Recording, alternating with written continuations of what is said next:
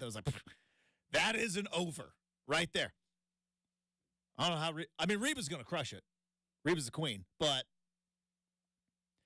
I think it's at 2 minutes. I think I saw it's about 2 minutes is the usually the line for the national anthem. So, who do you got for the MVP? Will there be an interception? How many coaches challenges? We got lots of prop bets that we're going to dive into. So marriage proposals? Not going to happen. That is a prop bet. It is a prop bet. Anybody that puts a nickel on that should have their betting privileges revoked. Did you put money on that for real? Not yet, but I will. I don't know if we have it. I don't know if that one's on the DraftKings. I thought that was on the like the dark web. Are you going to go on the dark web? If it's not on DraftKings, I can't do it. But yeah, I think that one's on the deep web.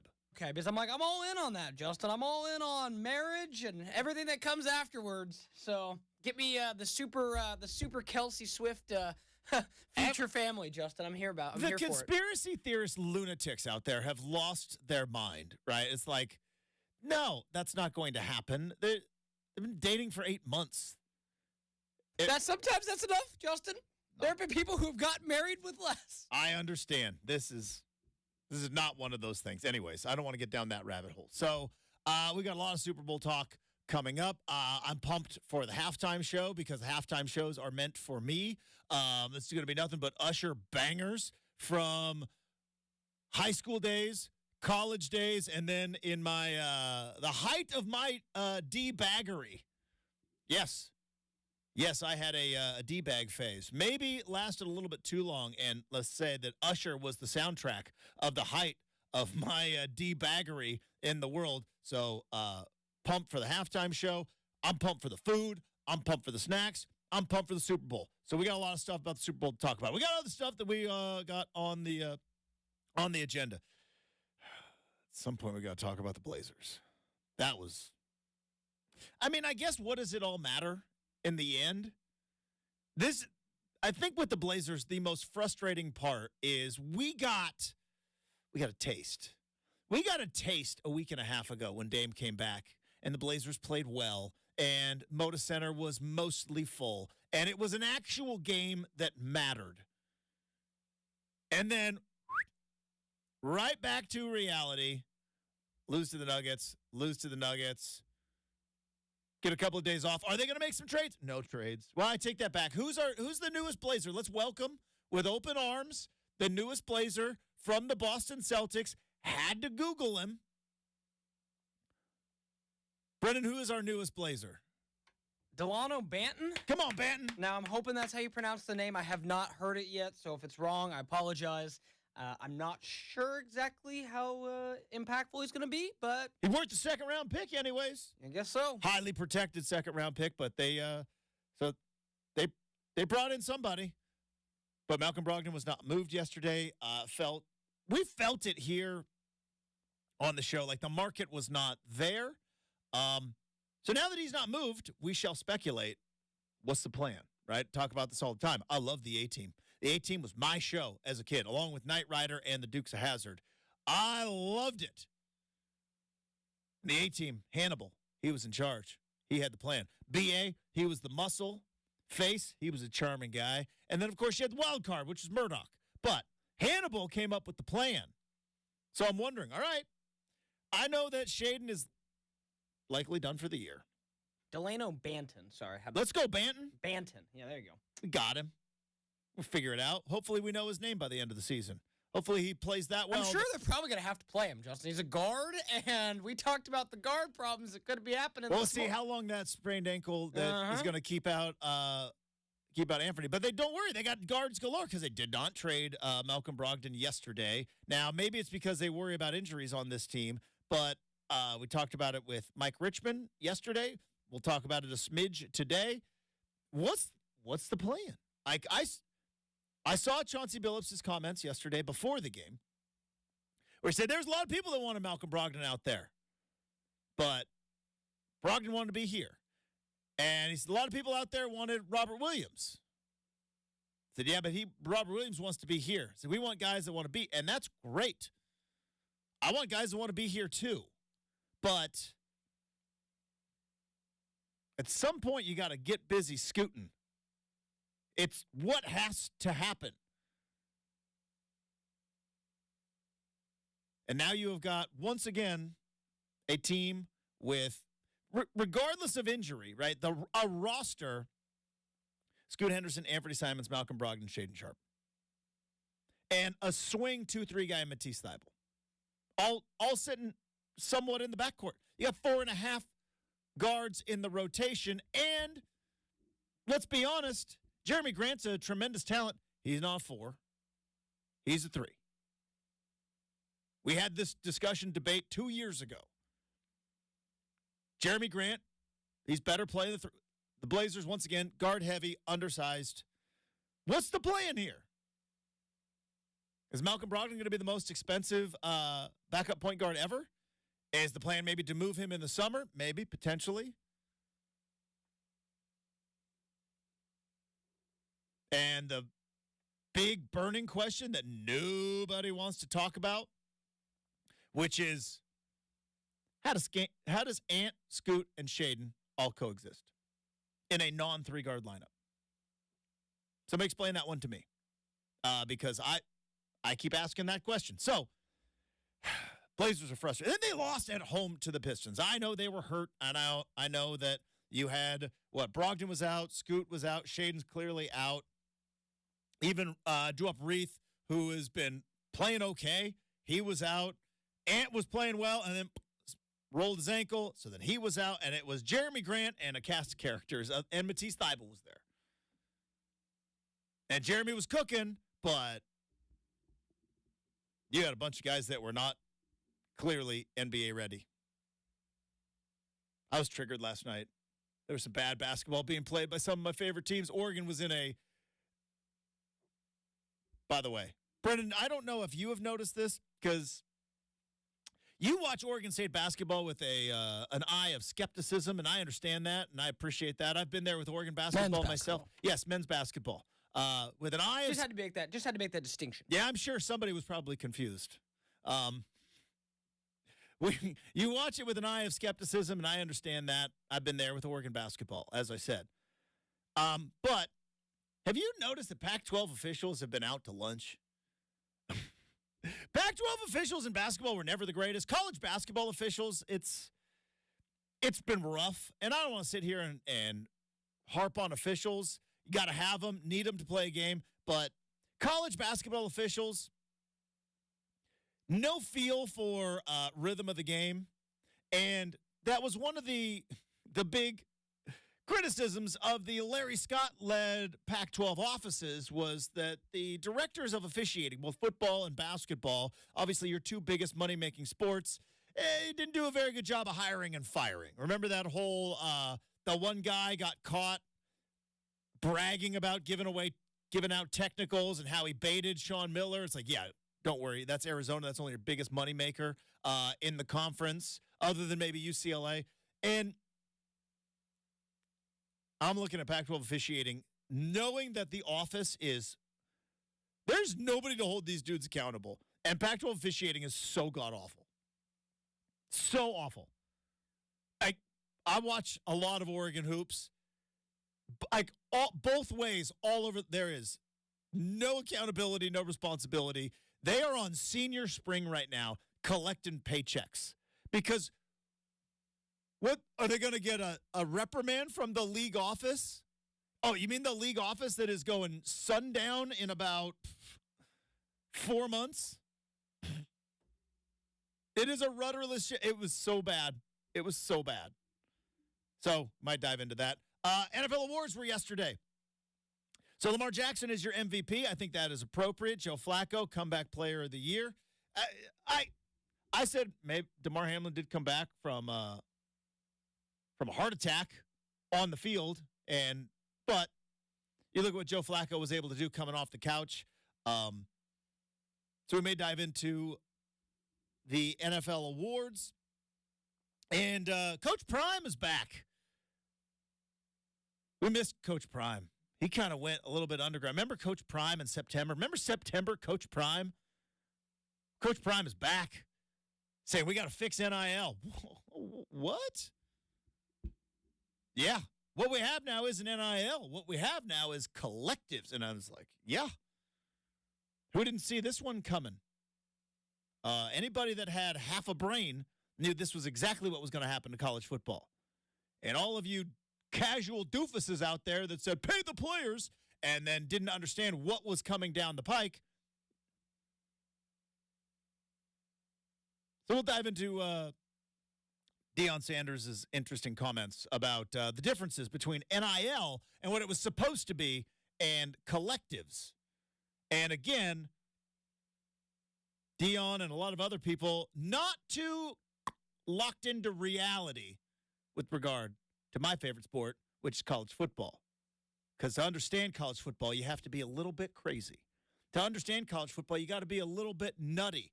Because the people that run it and the people that supply the money are the boosters, and boosters are insane. You got to be a little bit nutty. So that's a lot on the agenda, plus Mike Yam, but oh boy, ladies and gentlemen, it is Friday. We made it. It is the end of the week. We've got a big football game coming up on Sunday. We got a lot of food. We got a lot of fun times. Hopefully, you got some lucky bets to be able to be made, but we celebrate. Regardless of whether there's a football game this weekend or not, we celebrate making it to the end of the week with an upgrade in our caffeinated beverage. That's a nice, fancy way of calling it Fancy Coffee Friday. Here we go.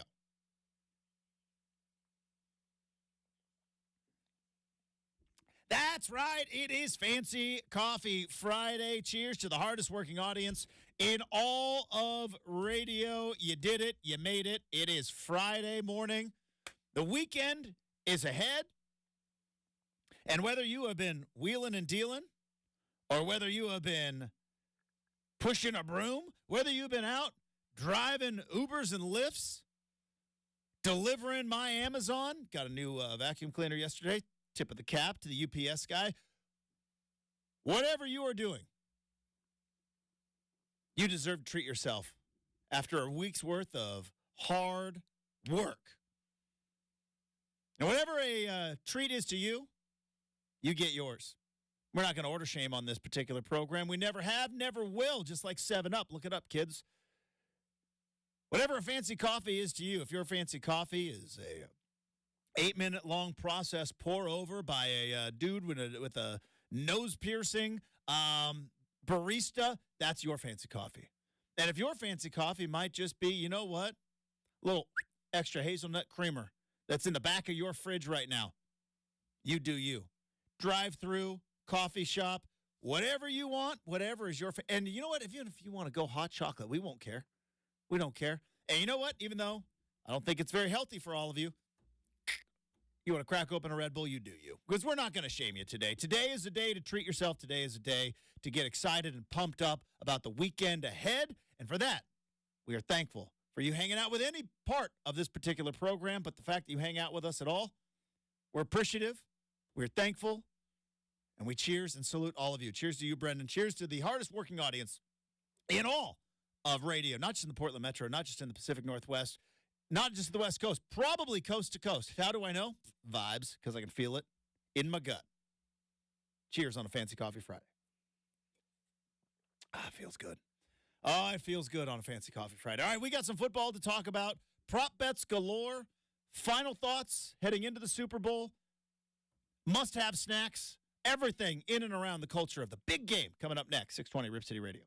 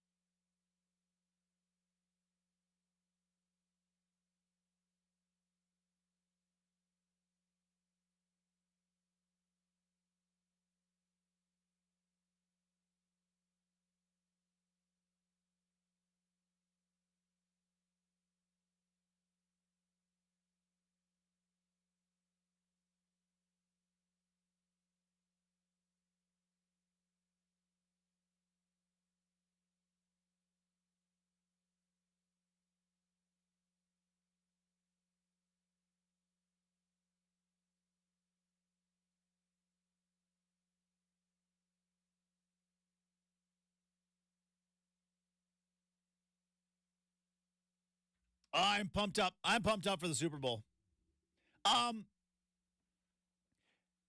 We talked about it yesterday. Like, it is a fascinating matchup in this game because both teams can claim, nobody believes in us. Everybody's counting us out, right? Both teams can claim it because of the ridiculous narrative that has been surrounding Brock Purdy. Because, like, nobody can make heads or tails of Brock Purdy. And I think I've figured it out. Brenden, I think I have cracked the Brock Purdy puzzle. In our world now, things are either awful or they are awesome. There are no 3-star reviews on Yelp. I mean, there are, but very rarely. When you go and you're like, hey, I'm going to go to this restaurant and it's pretty spendy. Let me check out the reviews. Do you go to Yelp reviews? I do every once in a while. Yeah, I do. If it's a new place, I'll check out the Yelp reviews. But I also slash off about 15 to 20% of them, going like, you guys are just completely psycho at the bottom. And then at the top, like, you guys are clearly employees. So, like, I try to go in with somewhat of it. But not a lot of people go to give reviews online and give 3-star reviews. You know what I mean? That's a lot of time to waste to say, yeah, not so bad. And I think our brains and our attention span and the way we consume sports media is in that kind of feast or famine type of situation where somebody is either awful or they are awesome. And there is really no in between. Brock Purdy's a 3-star review. It's what he is. It's a fine place to go and eat. Are you going to go there on your anniversary? Probably not. Are you going to never go there again because the food was so disgusting? No. Brock Purdy's a 3-star review. And I don't know if we have a thing in our head of how does a 3-star review quarterback make it to the Super Bowl? Well, much like when, I don't know, you want to go to Applebee's or you want to go to Red Robin, it just kind of fits. Can't eat filet mignon every single night. Can't do it. You probably could. I mean, you could. Would you? If I could, but, you know. That's what I was going to say. Like, I think that a lot of people would like to have filet mignon every night if they could. By the way, you want a hot steak take? Filet mignon? A little overrated. Well, as you know, Justin, I know some people love it and they swear by it. To begin with, so I'm the wrong person to ask. but I do know filet mignon is a quality steak. It's a little bit overrated. I asked someone who is regularly eating it, so there you go. Don't want to dive down that rabbit hole. But you know what I mean? You can't go to, like, fine dining every single night. And, you know, you can't go to Mickey D's every single night. And I shouldn't even put Mickey D's in there. Mickey D's is not 1-star. But, you know, like a 1-star review for a quarterback is, you know, that's a place I'm never going to go there again. The service was bad. The food was bleh. The atmosphere was terrible. Pricing was all whack, right? Those are the places that end up on Bar Rescue, right? 1-star review restaurants, they're the places that end up on Bar Rescue. Patrick Mahomes, Michelin star, 5-star review. That's special occasion. Even when it is not at its best, it's still better than everybody else. And we can't make heads or tails of Brock Purdy because he's a 3-star restaurant. He's a 3-star Yelp review. He's Red Robin. And by the way, there's nothing. Dude, you're hating on Red Robin now? No. Have I hated on Brock Purdy one time this year? Have I hated on him at all this year or last year? Absolutely not. I have. You were the one in the station who has not hated on him. Yeah, me and Burkhart, because Burkhart's a psycho Niners fan. But no, like, I do not believe you can win that many games at quarterback in the NFL by accident. Can't do it. That's fair. That's a fair argument. But Was the MVP talk a little bit much? Yeah, a little bit much. But we don't have that space in our sports talk brain to where it's like, yeah, he's just kind of okay and kind of young. And maybe he'll be something great. Maybe he won't. This might be the peak of Brock Purdy's career. It's happened before. Ask Jake Delhomme. Jake Delhomme, when he was quarterback of the Carolina Panthers and went toe-to-toe with your boy Tom Brady, there was look, like Jake Delhomme might have a Hall of Fame. No, never made it back. Might be the peak. Was that him or that the Panthers? I was too. It's a good question. I don't know. Maybe it was Janet Jackson's fault. It's a special Super Bowl time. But what a shot. But you know what I mean? Like, Matt Ryan was this close to winning a Super Bowl and winning an MVP. Did he win the MVP that year? I think so. And he was this close to winning a Super Bowl. And you thought, oh, well, he'll be back, right? No, never made it back. Injuries. NFL is weird.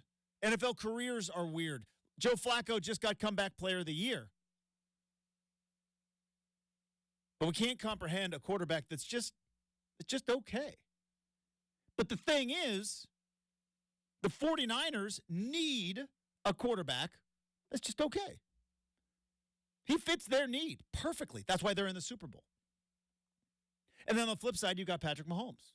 And Patrick Mahomes works because Andy Reid is his coach, because Travis Kelce is his tight end, and the trust that those guys all have in one another, and he knows how to make just enough plays.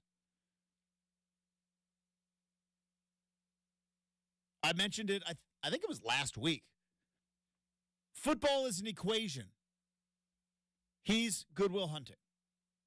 That's what he is. Patrick Mahomes is, I'm just a blue-collar guy. It's pretty good there. Patrick Mahomes is there at MIT. He's pushing the broom, and he walks into and he sees the chalkboard, and he's like, boom, boom, boom, boom. I got this. That's Patrick Mahomes. You know how easy this is for me, right? He solves the equation that's on the chalkboard because that's how he sees football. And it's perfect for what Kansas City is, a team that has lost some weapons over the years, in particular Tyreek Hill. But the matchup I love. It is fascinating because on one hand, you have a team, other than with Travis Kelce, doesn't really have that many weapons. Who's the second best weapon that Patrick Mahomes has? Pacheco? You know what I mean? The fact that we're going, we're both doing a Tony Romo. Jim, I don't know. Jim, I don't know. Probably Raishi Rice. I mean, yeah, it's that's that. Are we prepared? Are we prepared for a Super Bowl with Tony Romo? Are we prepared for Tony Romo's Super Bowl? He is going to be cranked up to 11. He's going to be so jacked up. I should do a drinking game for Tony Romo. We need you on Monday morning, bud. That would be fun. Like every time, every time he says Jim. Yeah, Jim, I don't know. If I could, stick to beer, Justin, and just go sips, that'd be kind of fun to do. Who's a Romo drinking game? I forget. Is it who's the officials analyst for CBS? Dean Blandino? Yeah. Or is he Fox? I think he's Fox. Let's see. I thought it was Blandino. But those are the two people that Tony Romo talks to. Is he, Jim, I don't know. What do you think about it right here, Jim? And then is it Blandino? Or no, it's Gene Steratore. Thank you. Because it's Jim and Gene. He's like, Gene, I don't know. What do you think about it on the couch right there? We're ready for 4 hours of that. I'm not a Tony Romo hater. Tony Romo is like Bill Walton for me. Like here's what I mean. Bill Walton, if you do not care about the outcome of a game, is a treasure. If you do not care who wins or who loses, Bill Walton is an absolute treasure. If you care about who wins and who loses, and your team is winning, Bill Walton and Tony Romo are so fun. If your team is losing, Tony Romo and Bill Walton are the worst things in the world. That is a fact. So yeah, we're gonna have 2 hours, 2 hours of Tony Romo, pumped up. He's gonna be jacked up too. He's gonna be cranked up to 11.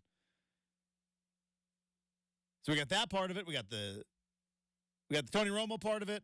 We got the quarterbacks part of it. Clearly, you've got two coaches that are in very different boats, right? But what's funny is like Kyle Shanahan, if they lose on Sunday, like he's Andy Reid before Andy Reid. This is the beautiful thing about football. Or probably worse. Andy Reid with the Philadelphia Eagles was the guy that couldn't win the big game. Right? He couldn't get out of the NFC for a long time. Went to 4 straight NFC title games. Finally win the NFC title game. Go to the Super Bowl. They lose the Super Bowl. He's the guy that can't win the big game. That was the knock on Andy Reid forever and ever and ever.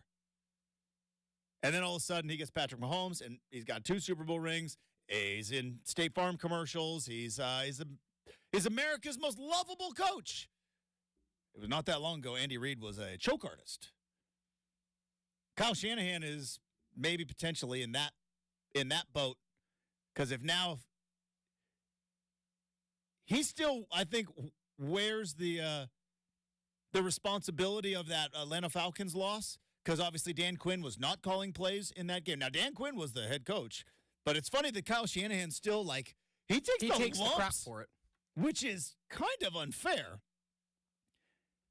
Yeah, head coach is on the sideline going like, hey, if Dan Quinn gets on the headset and goes, hey, let's run here we're going to run here. We're going to kick that field goal. Done and done.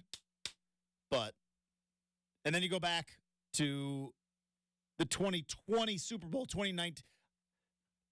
This is 2019 season, but you go back to that Super Bowl in Miami, and 49ers looked like they were on their way.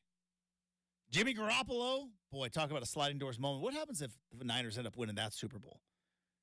And Jimmy G, where's his career at? It's so nuts. So there you go. There's a matchup. A lot of fun stuff. Do we still care about Super Bowl commercials? Super Bowl commercials were a very big thing in my life as both a child and then also as a young radio host. The Super Bowl commercials were the number 2 thing that people talked about the next day. We would rank them. USA Today used to run a poll. USA Today Kids is a paper that went across the country. But USA Today used to rank the commercials. Some of the greatest commercials of all time were Super Bowl commercials. We always would look forward to the beer ads and the Pepsi versus Coke and who's going to have the best one, and is Nike going to put something out there. McDonald's always had what about the Clydesdales? Do we still care about Super Bowl ads anymore? Brenden, you are my portal to the children because you have young siblings. They're all on YouTube right now, right? The commercials, like some of them leaked early. They'll all be on. Like, do we still care about Super Bowl commercials? That's still a thing in our life. Yeah, I mean, it's it's not as culturally relevant though. There's a couple ones that I'm curious to see, and I know that the last couple years, I remember, I think it was the Brady Chiefs Super Bowl in 2020. Like that's when they had the teaser trailer for 1883, and I was like, ooh, let's go. I love all the teasers. I love the movie stuff. The other stuff, like the kind of funny commercials, I guess I could take or leave, but I like all the teasers because if there's anything coming out, Justin, this calendar year, everybody teases it, whether it's Star Wars. I do remember getting pumped up for like a Fast and Furious one a couple of years ago. Trying to think what else. Top Gun Maverick, I think, was a big time Super Bowl one. I was pretty stoked for Top Gun Maverick. And then there's like the heartstrings one, right? They'll play on the heartstrings, but like before YouTube, before you could just go and now like all the Super Bowl commercials, I think, are kind of already out, right? Don't most companies already hint out about it? And you can easily watch them all. Like the moment they air, they're loaded up to YouTube. And so even if you miss it, but man, what a change in technology. We talked about the way we watch sports and how it's going to potentially be different heading into the future. The future, Justin? Yeah. Heading into the future, we will be watching games very, very differently. Our remote control is still going to be a part of our life, all that stuff. But, like, I'm here for the cultural relevance of Super Bowl commercials has fallen so far down. So far down. What's nuts is, like, the mainstream gambling shot up through the roof, right? You would go to a Super Bowl party, and this is how I kind of gauge things, right? You would go to a Super Bowl party, and 90% of the people there, first commercial, shh, everybody, quiet. We got to watch the commercials. 90% of the people there. One or two dudes caring about gambling, right? That's it. Back in the day, before it was on your phone, and you had to actually work, and you couldn't do single game or in-game parlays and in-game prop bets and everything else. There's like one or two dudes. I got $50 on this game. Everybody, like, one. Everybody in the party. Shh, commercials. I think it's flipped. Now everybody's got their phone out. Everybody's like, what do we think? Over, under? What do we coin flip? Who's on heads? Who's on tails? Everybody's got a square. I've already purchased my squares. And the gambling has become such a huge deal. Commercials, not so much. Again, I don't know now.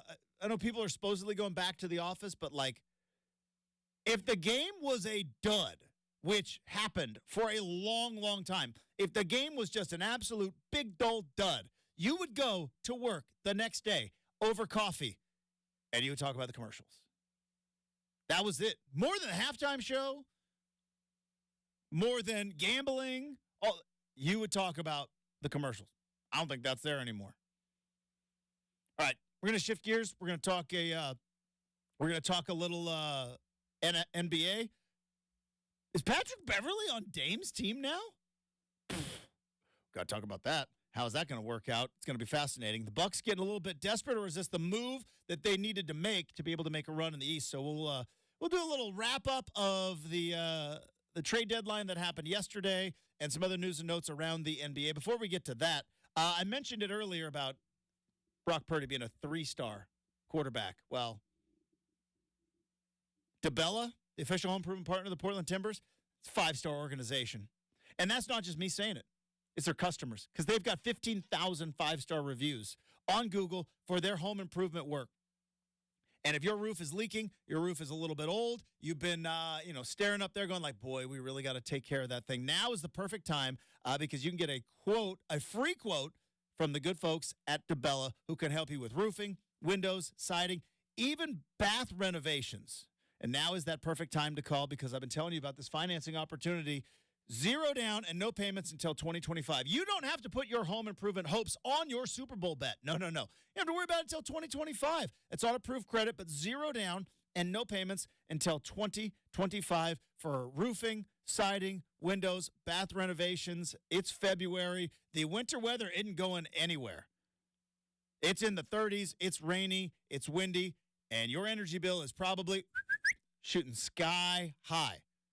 How do you combat that? Well, making your home more efficient, and DeBellas can help you out. Save up to 30% potentially on your energy bills by upgrading windows, upgrading your roof, and keeping your home more efficient. Visit DeBella, DABELLA.us for a free, no-obligation appointment, and they can make updating your home so easy. DeBella, the official home improvement partner of the Portland Timbers.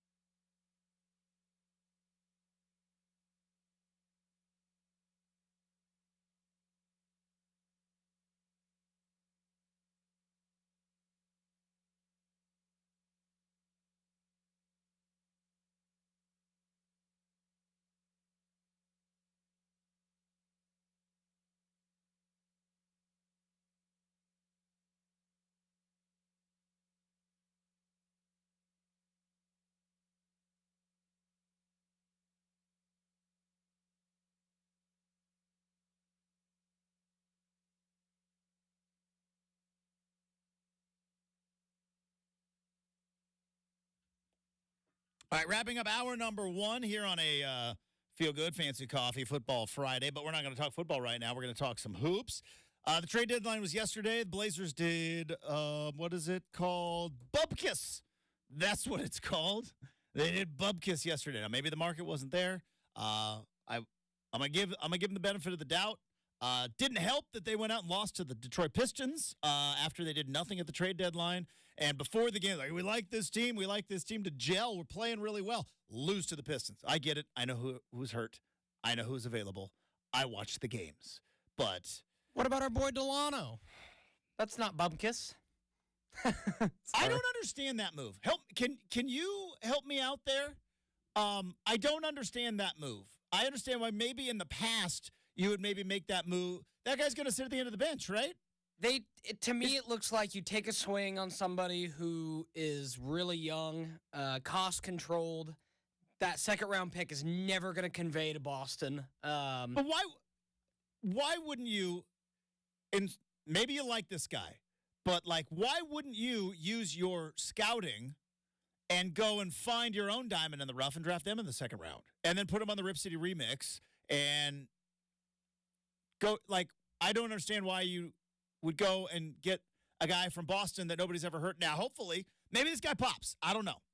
But there could be something. These conventional, like, just, ticky-tack moves, I don't understand them. You're trying to build. He's older. That could be why. He's 24. He's been in the league, 3, 4 years. This is like getting a transfer portal guy? Yeah, a little bit. I mean, I just don't understand why you would just take a second rounder and go and find a second round guy that you like, because, all these teams have, like, their preferences. All these scouts have their preferences. Well, go and, work the overtime elite and work the G League and college hoops and go find not going to say go find the next Draymond or Jokic, but, go find a second-round contributor. It was an trade odd move. with Boston, I guess. Yeah, it was an odd move. But, again, it's... Plus, I thought we were trying to clear off salary. It's only $2 million, so it's... It's still... in the grand scheme of things, it means... Isn't it funny, like, how monopoly money it is? Like, we're just talking about, it's only $2 million. Like, $2 million versus Malcolm Brogdon's 22? Yeah. I understand, but it's still... But I hear you. Yeah. Still something for a guy that do we know, like, is it going to, I don't know. It's an odd move. I was trying to wrap my brain around it. I mean, I'm sure Joe Cronin talked about it a little bit yesterday. I'm sure somebody has like a 5-tweet thread as to why it's an awesome move. I don't, by the way, I'm done with your threads. All right. I don't have time for it. 2 max, but I don't have time for it. All right. But there was another significant move, I believe, in the trade deadline with an old pal of ours. But first, Tash and Round Ball Rock. All right, so some moves were made. Like, the Knicks made some moves, and the Milwaukee Bucks, a team that we saw last week, needs, I think, some toughness and some defense, especially out on the perimeter, because they traded away their best perimeter defender and then brought in an all-time great scorer, but not an all-time great defender in Damian Lillard. And they're like, we need somebody to defend the perimeter. So they go get Patrick Beverley.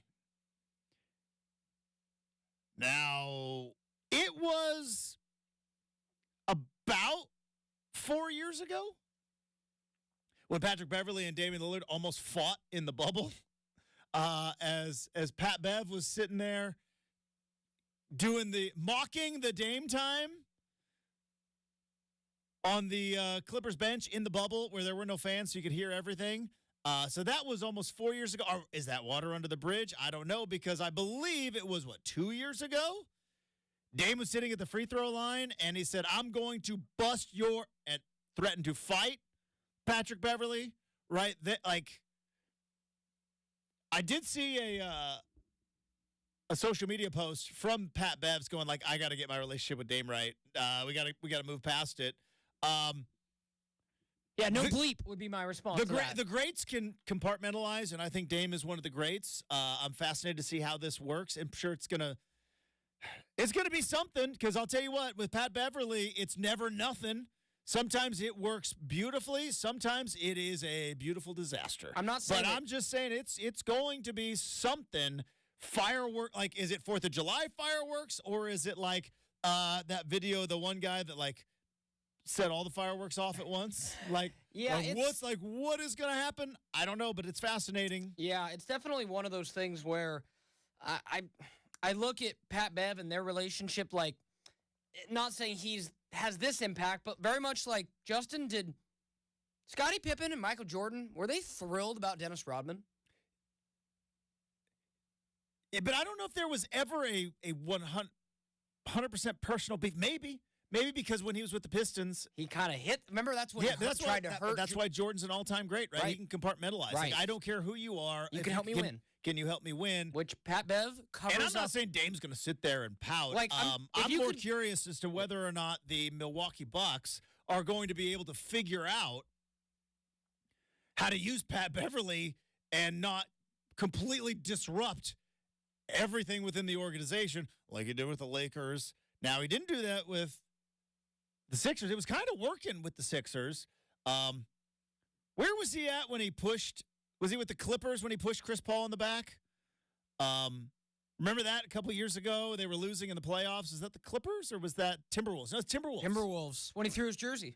We threw the jersey after they won the play. Yeah, when he cried. And then he got mad at Chris Paul and shoved Chris Paul in the back because he wanted to get ejected. Like, is that the Pat Bev the Milwaukee Bucks are going to get? Or is he going to get the guy that can actually bring a little bit of toughness and some grit? And who knows? But that was, I think, the most significant thing. Blazers brought in a dude. Don't know why, but they did.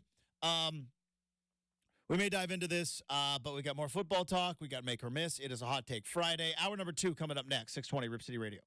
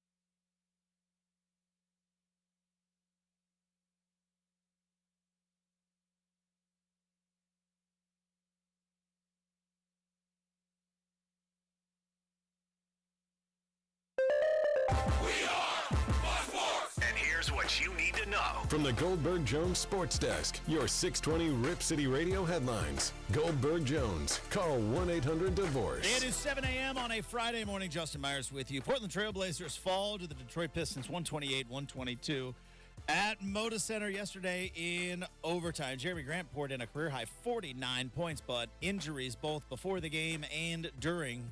Anthony Simons left with a sprained ankle was not enough as the Detroit Pistons, 8th win of the year? 8th win of the year? Lamar Jackson gets a win. He is your regular season NFL MVP. He was awarded the MVP at the NFL Honors yesterday. Joe Flacco walks away with Comeback Player of the Year, and the Super Bowl is set for Sunday afternoon. Niners, Chiefs, Niners, 1.5 favorite. 2 on some lines. Coming up, we'll talk to Mike Yam from the NFL Network live from Las Vegas. But hour number 2 of Rip City Mornings starts right now on 620 Rip City Radio. The home of the OSAA is 620 Rip City Radio. It's time for Justin Myers to wake you up here on Rip City Mornings, 620 Rip City Radio. All right, welcome back to Rip City Mornings. It is a football Friday. The last one, cherish it, drink it up. Don't waste it, because it's going to go away. We're going to crown a champion. You know, I talked about it during the national championship game of college football. It's always a bittersweet day for me because I love college football. Now, the beauty of college football is there's always something to talk about. Whether it's recruiting, whether it is transfer portal, spring football on the way. And what I believe is going to be the discussion of the offseason, which is, what's the role of the NCAA going to be? And is there any way, shape, or form to put regulations on NIL payments? That's going to be the discussion moving forward. By the way, a problem that I saw coming a mile away. Because I very much remember having this discussion. Now, it was not on this particular program. It was on a previous program on a TV station that doesn't exist anymore. But I remember having this discussion of NIL. And the one example I think a lot of people go back to is Johnny Manziel. Now, we all watched the Johnny Manziel documentary, right? Well, I don't know if we all did, but a lot of people did. And Johnny Manziel... Better than the Florida one. The Florida one was terrible. But Johnny Manziel got in trouble from the NCAA for signing autographs, right? And the casuals came out and said, why shouldn't he? He's famous. His autograph clearly has a market. Why shouldn't he? Because everybody thought that back then the NCAA was just a bunch of greedy fat cats who were like, lighting my cigar with a $100 bill because we could be paying these kids, but you know what? We're too busy swimming in our gold coin pool like Scrooge McDuck to give away it. No. The reason why you can't sell your autograph is because it's not a commodity, right? We know there is a market value for Mercedes-Benz, right? There's market value for it. We know how much it costs. There's Kelly Blue Book in good condition and bad. Like, we know it. You know what there's not a market for? Autographs. And while the famous players kind of got a raw deal, right? Because we hear all these stories of, boy, how much money could you be making in NIL? Yeah, that's true. Reggie Bush, Matt Leinart, Johnny Manziel, Vince Young. The list goes on and on and on. But it's usually about two or three guys a year could be making NIL money. If it was truly what it was supposed to be, which is you profit off of your name and your image. You are famous enough to where you can help a company advertise. That's what NIL is. But the reason why it was always restricted is because if anybody knows anything about college football, the people that hold the keys to the kingdom, the people that hold the bank accounts, the people that hold the money bags, they're crazy boosters. And they don't get all those money bags by playing by rules. Tax loopholes, corporate welfare, all that stuff. You don't get to become a multi-million-dollar college football booster by just like, yeah, I'm going to play by the rules. Like, nah. Push the limits. And you think, well, if I love my alma mater so much, that I'm willing to give millions of dollars, what's more valuable? Paying a kid that's already here? Or paying a kid that could potentially come here? Where's my money best spent? Well, the kid that's already here is already here. Now, every once in a while, there's a Bo Nix, there's a Michael Penix, there's like a Cam Rising, there's a guy like, hey, couple million, stick around one more year. Perfect. Backup tight end. No, dude, you're already here. You're not getting my NIL money. Oh, you're going to transfer? Great. We'll find out. We'll go get out on the market. And Deion Sanders, Coach Prime, he was doing the rounds yesterday. He was out on Radio Row. He was doing all the shows. And he brought up this point as if it was new to him, which is always funny with Coach Prime, because I do think he's a smart football guy. He's an incredibly charismatic guy, but I don't know if he knew the entire ins and outs of the college football world when he joined in, because he was on a handful of different shows yesterday saying, like, what we have now isn't NIL. What we have is collectives. We don't have NIL. NIL is famous players, like, and he didn't say this, but like Johnny Manziel, who could go and do a commercial, like, other than his kids, who are only famous enough to do commercials because they are his kids, because I watch a lot of college football, and, Brenden, I don't see a lot of starting quarterbacks of 4-8 teams famous. Just me. I don't know. Don't see a lot of 4-8 quarterbacks in college football raking in a lot of endorsement opportunities. But because it's your kid, he's on KFC commercial. He's doing Fashion Week for Dolce and Gabbana or whatever. It's because it's your kid. It's a Nepo baby. He is. He's a Nepo baby. Do you get the almonds? You said almonds, right? Well, I forgot about the almonds. Yeah. Prime almonds. Give you them prime energy. Can I tell you, I was trying to find some almonds yesterday. A little disappointed in a... I love all kinds of almonds. I really do. I had a hankering for Smokehouse almonds yesterday. Delicious. Those are my all-time almond rankings. Smokehouse, wasabi, roasted salted. Am I missing one in there? I think that's my almond. Now, I only like the smoky flavor on the almonds. I don't want Smokehouse cashews. Those, Trader Joe's has got, and they're not good for you, but they've got some honey sesame cashews. Yeah. At the Trader Joe's.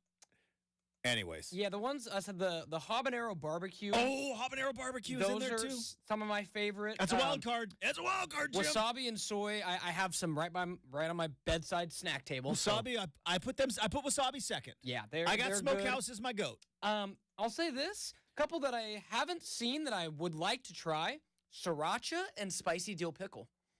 All right, I'd try them both. Good call. Remember when sriracha was like a huge part of the world, and then all of a sudden it's just like gone?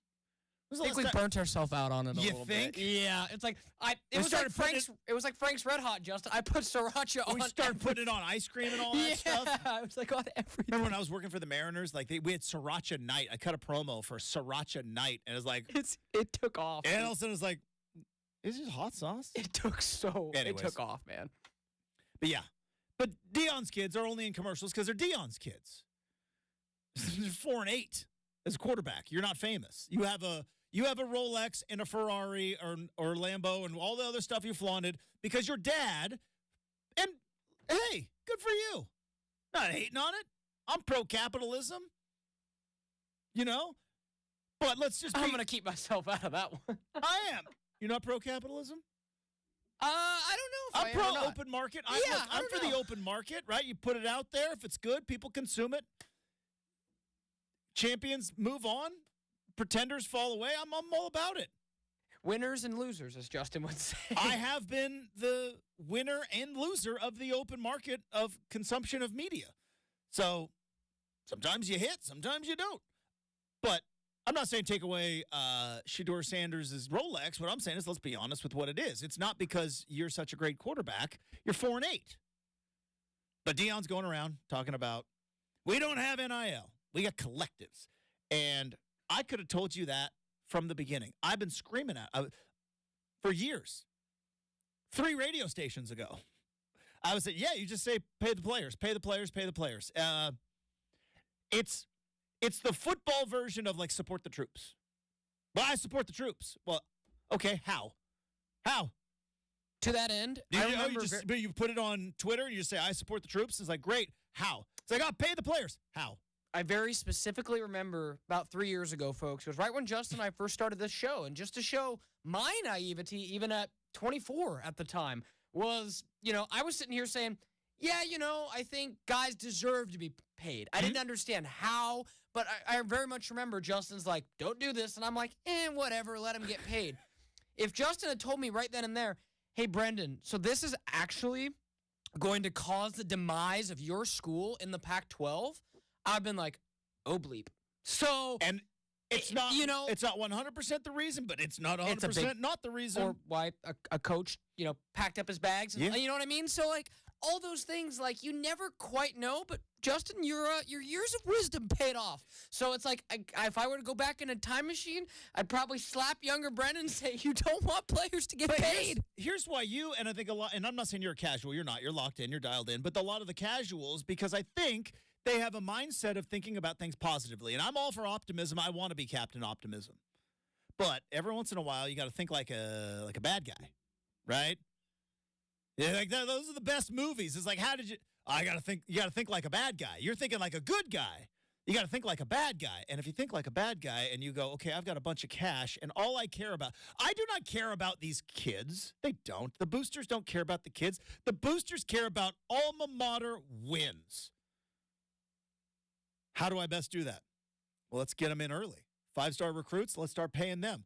Well, how do you pay them? NIL. What's NIL? A signature. What's a signature worth? Because like I said, Utah gave all their players trucks. I know how much the value of that truck is.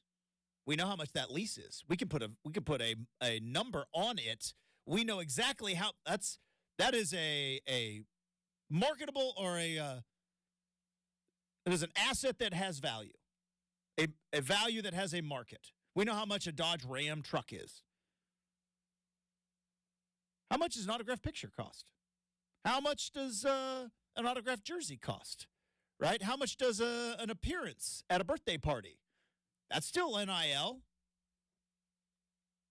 But I saw this coming a mile away. And now we got Deion Sanders, Coach Prime out there going like, and I think Coach Prime is realizing what I think a lot of coaches are realizing, that, yeah, celebrity power is great. And you can have The Rock and you can have Lil Wayne do it. What was the song that Lil Wayne did?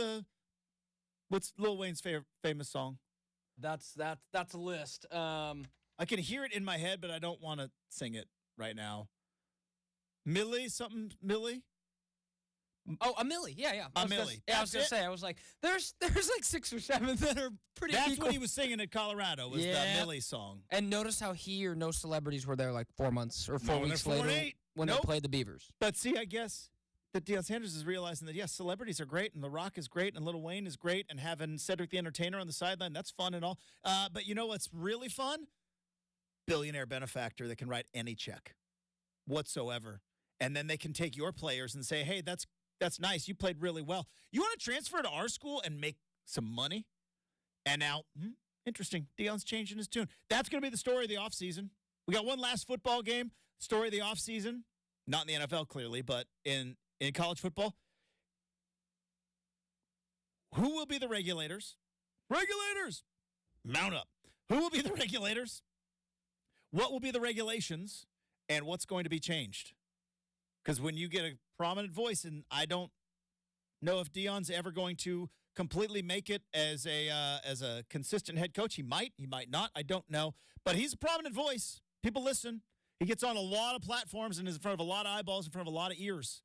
When he's saying, like, we got to regulate this, people are going to start regulating it. But, again, what is the NCAA? They have any power left? All right. We got Make or Miss coming up in a bit. We have got Hot Take Friday. But before we get to all of that, once again, tell you about the good folks at DeBella.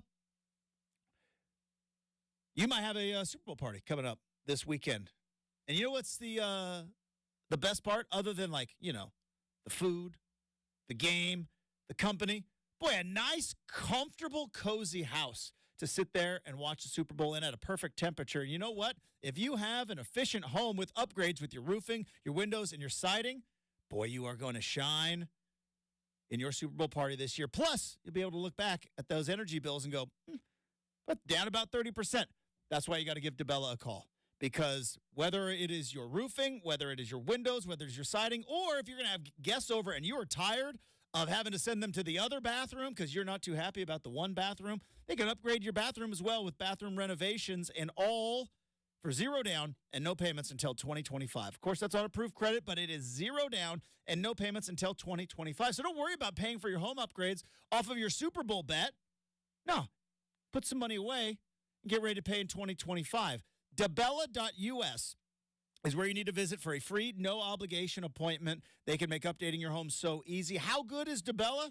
15,000 five-star reviews on Google. How's that? They only let you do 5-star reviews. They don't let you go up to 6. I'm sure they would have more. But of the 5-star reviews, they got over 15,000 of them. You want to be the next one? Well, DeBella.us for that free, no-obligation appointment. DeBella, the official home improvement partner of the Portland Timbers.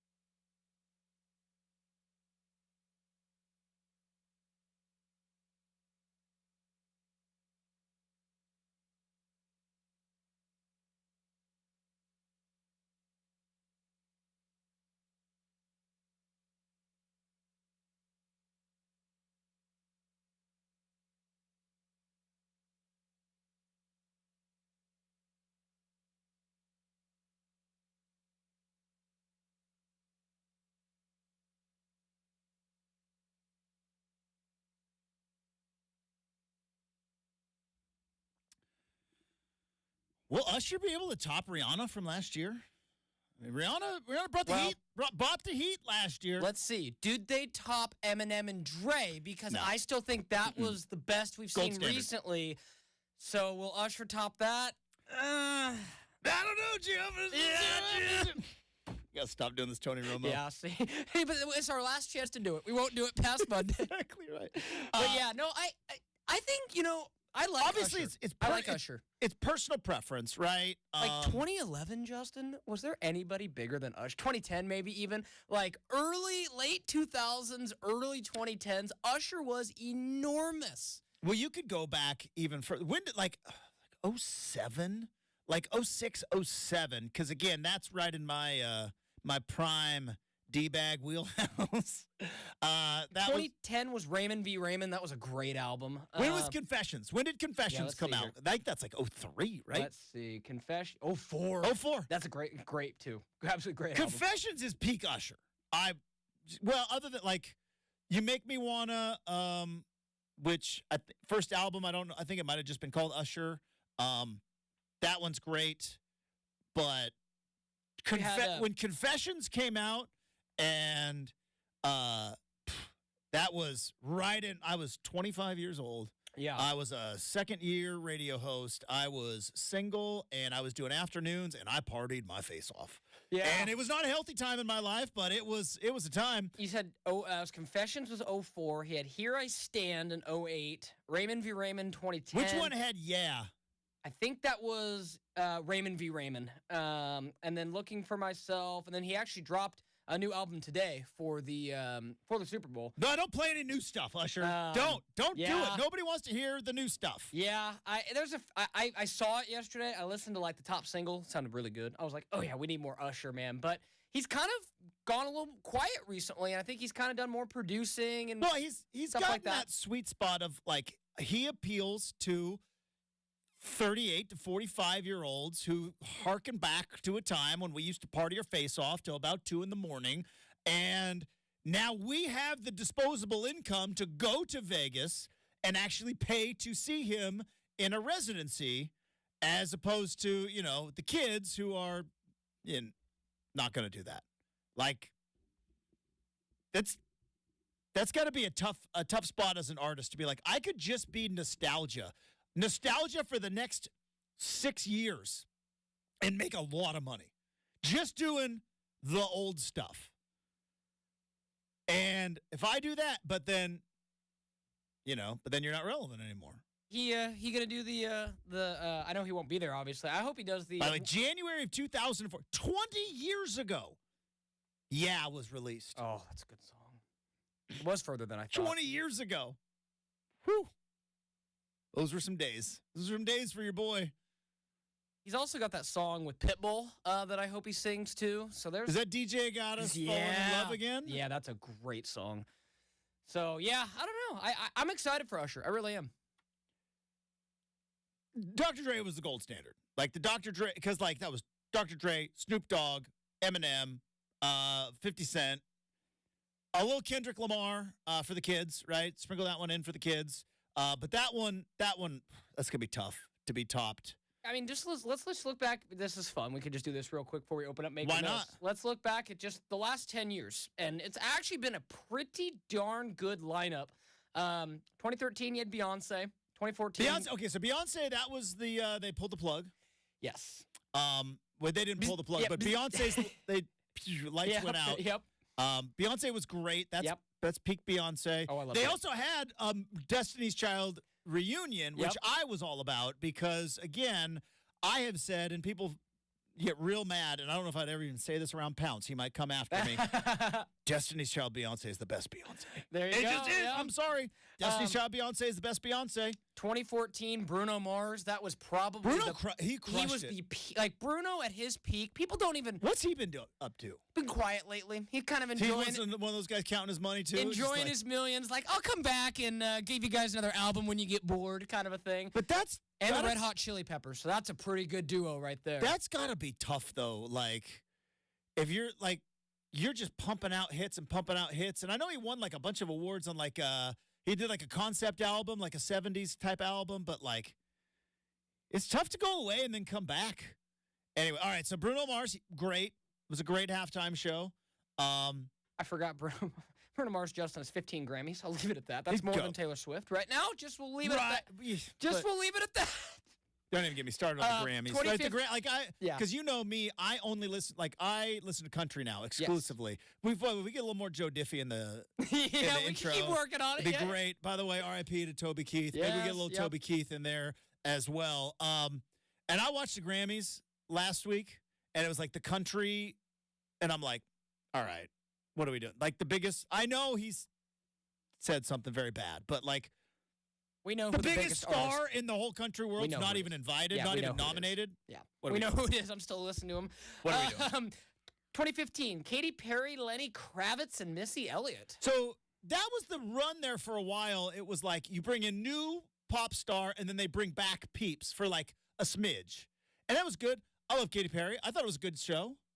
She's got enough hits. And then 2016, holy cow. Is that Gaga? Lady Gaga? Almost. They doubled down, brought back Beyonce, brought back Bruno Mars to go with Coldplay. That was terrible. That was I don't remember that one super well. All right, I am not. Obviously, my taste is my taste, and your taste is your taste. I don't like Coldplay. I never understood Coldplay. It's never been my thing. I don't know. But you do you. They're like Nickelback, right? Oh, Nickelback's terrible. They sell a gajillion albums, and they sell out arenas. So somebody likes Nickelback somewhere. Like Nickelback. Look at this photograph. Might be me. But no, that's fair. But that one, if I had to guess, they're like, guys, we got Coldplay. And they're like, all right, we're going to need to get something else here. Because Beyonce came back, and I think that was right when she had the what was that one album where we learned a lot of stuff about Beyonce? Yeah. Becky with the good hair and all that. Hot sauce in my bag or something like that. Anyways. And I just love to see, so we've, so far to this point, lots of combos, but then the people who get it solo. 2017, Lady Gaga by herself. Lady Gaga was great. Gotta love it. Next year, JT in his second round with the Tennessee Kids. Can't say I remember the Tennessee Kids super well. Well, that's his band. That's the band that's really that he tours with, so I think he was like, just put it in there. Timberlake was good. That was right before his Man of the Woods album came out, which was not so good. That was a bad album. But we heard some good Timberlake. Let's hope this new album can fix it. Then you go to Maroon 5, Travis Scott, and Big Boy. Terrible. Yeah. Not good. I will say not good. I continue to enjoy that one. 2020, Shakira, J-Lo. That was the one. The Maroon 5 was the one that had like the SpongeBob thing, and I'm like, I didn't get it. So see, for me, that's everything I didn't quite get it. I didn't understand it. It was apparently a whole thing. Justin and I talked about before. He mentioned yesterday, he's like, Brenden, Kalen DeBoer cashed his ticket when his stock was the highest. Travis Scott cashed his ticket in 2019. Yeah, he got did. the Super Bowl. But no, 2020 was Weekend. And then 2021 was the Weekend by himself. Lots of headaches from the mirrors. That's what I remember.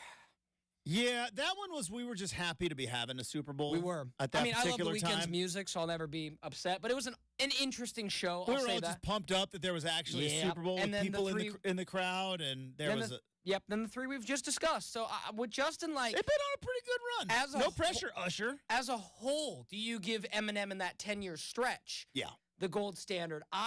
Dr. Dre is the number one in there. But again, it's all personal preference, right? Yeah. I think there's probably some people that are like, no, Beyonce was the greatest of all time, like Kanye when he interrupted Taylor, right? The Beyonce is the greatest of all time. Like, you might feel that way.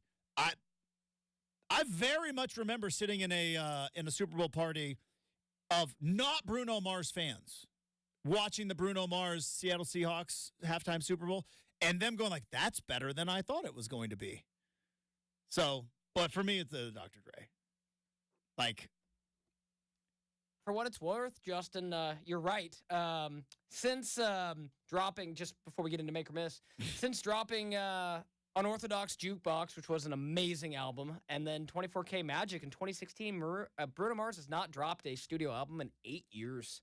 So he had the collab with Anderson .Paak a couple years back. I don't know who that is. Is that the one where they did the 70s album? Yes. They won like a bunch of awards, and it was like, I never heard any of these songs. So yeah, but apparently they're winning awards. I think we might need to be locked out of heaven again, Justin. We might need to scramble that Unorthodox Jukebox again. God, that was an amazing... Grenade's such a banger. Oh, my God. gosh. Such a banger. That year gave us Justin Timberlake's Suit and Tie album, and God, 2012 was a good year for music. All right. Let's dive in, because I don't have time to go grumpy old man on what's happened to the music industry, but you ruined it, kids. Let's go to Make or Miss. It bounces off the crossbar, and it's good! Oh, my goodness! Oh, and a big miss.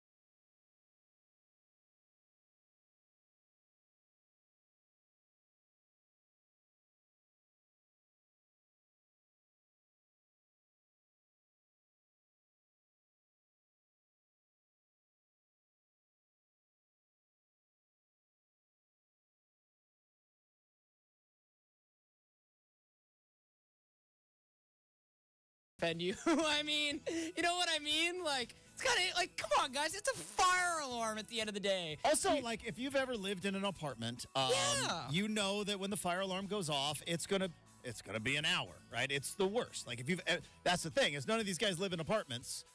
They don't know what that's like. True. We've even had fire alarm go off here, and that's pretty rare here where we've had to test it. But it's just, it takes about, like, if a fire alarm goes off, you got to get the fire truck come in, and then they got to check everything. Now, this is Nevada. Now, they're not staying in Las Vegas. They're staying in Henderson. But regardless, they're staying at a place that I'm sure has a very nice casino. And I'm sure they have got facial recognition cameras everywhere. We're going to find out who pulled that fire alarm real fast, if they don't already know. You think so? 100%. There is no way. Never say never. I'm saying never. You could never pull a fire alarm in Vegas and get away with it. In and around Vegas. There's too many cameras. They got cameras. They got technology. They track everything about you. Good luck with that. But it is fascinating to think that it might be an employee.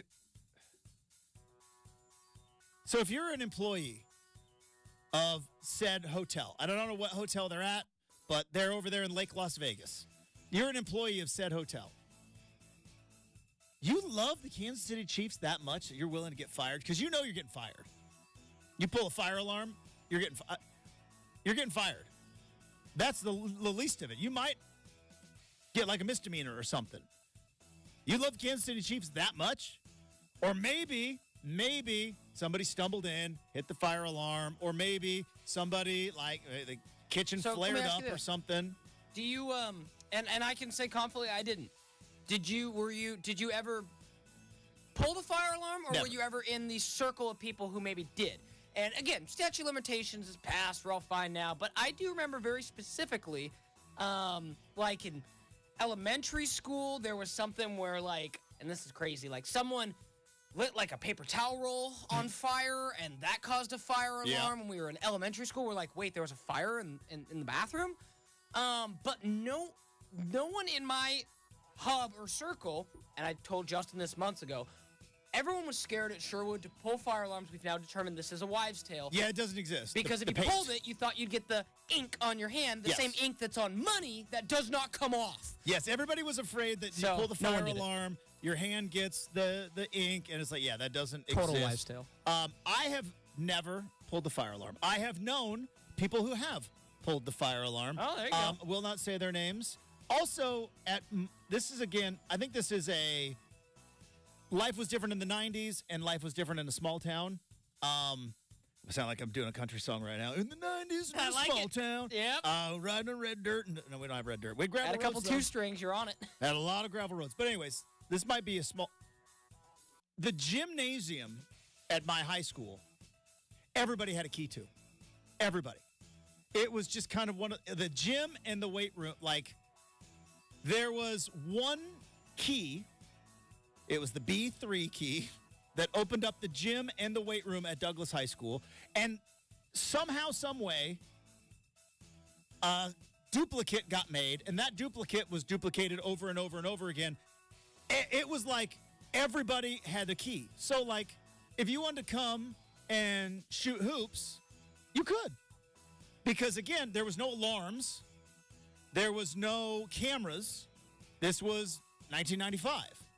Or if you wanted to come and, like, a lot of, like, football players, dads would, like, hey, we're going to go do some bench. We're going to do some weight training. In the summer, like, they would have a key to the weight room. Every volunteer assistant on the football team, because you'd have, like, 17 assistant coaches to start the year, end the year with, like, 5. They would all have a key. So everybody had a key to the gym at Douglas High School. And so I was in there one day. We were probably playing basketball, and a baseball player who, again, shall not be named, came in and wanted to throw a bullpen, because we're a big baseball school, and was throwing a bullpen inside because it was raining outside, let a fastball fly, baseball into fire alarm, shatters the thing, alarm goes off. And it was like, so we all were like, sorry, this one's on you, dude. And then we bailed. And he had to, that's when they were like, how many goldarn keys are out there? It was a lot.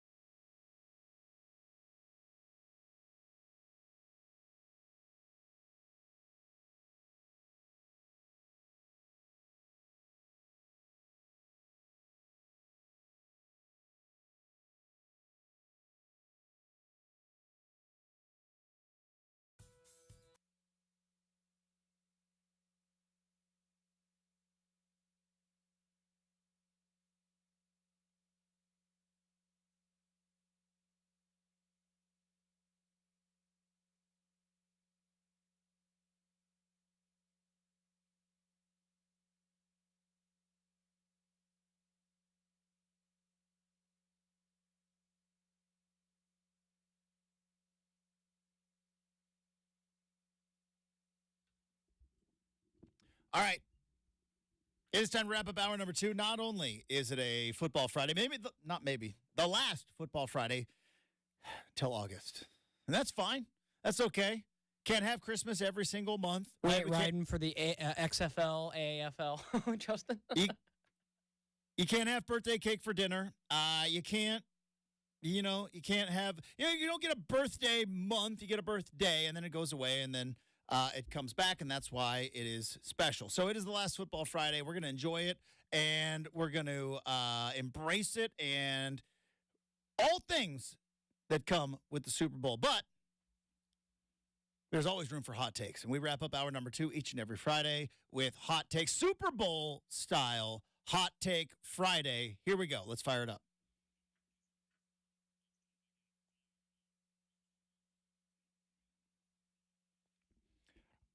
All right, depending on where your Super Bowl party is and depending on who you are going to be Super Bowl partying with, the main bit of food is usually one of 3 things.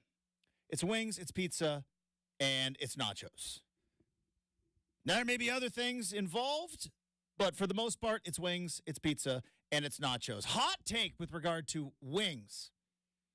If you're going to a Super Bowl party and having Super Bowl wings, I have said this multiple times. People get very emotionally attached, but I do not understand why flats are a thing in our world when drumettes are clearly the superior part of the wing.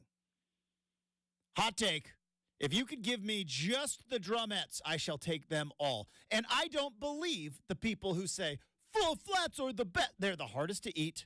Drumettes come with a little handle, right? It's like God gave you a little handle right there. Nature's ergonomic chicken wing. It's the best bite of the 2. You don't have to, finagle and work either your finger or other apparatus to try to. Flats are, I'll eat them if they're left.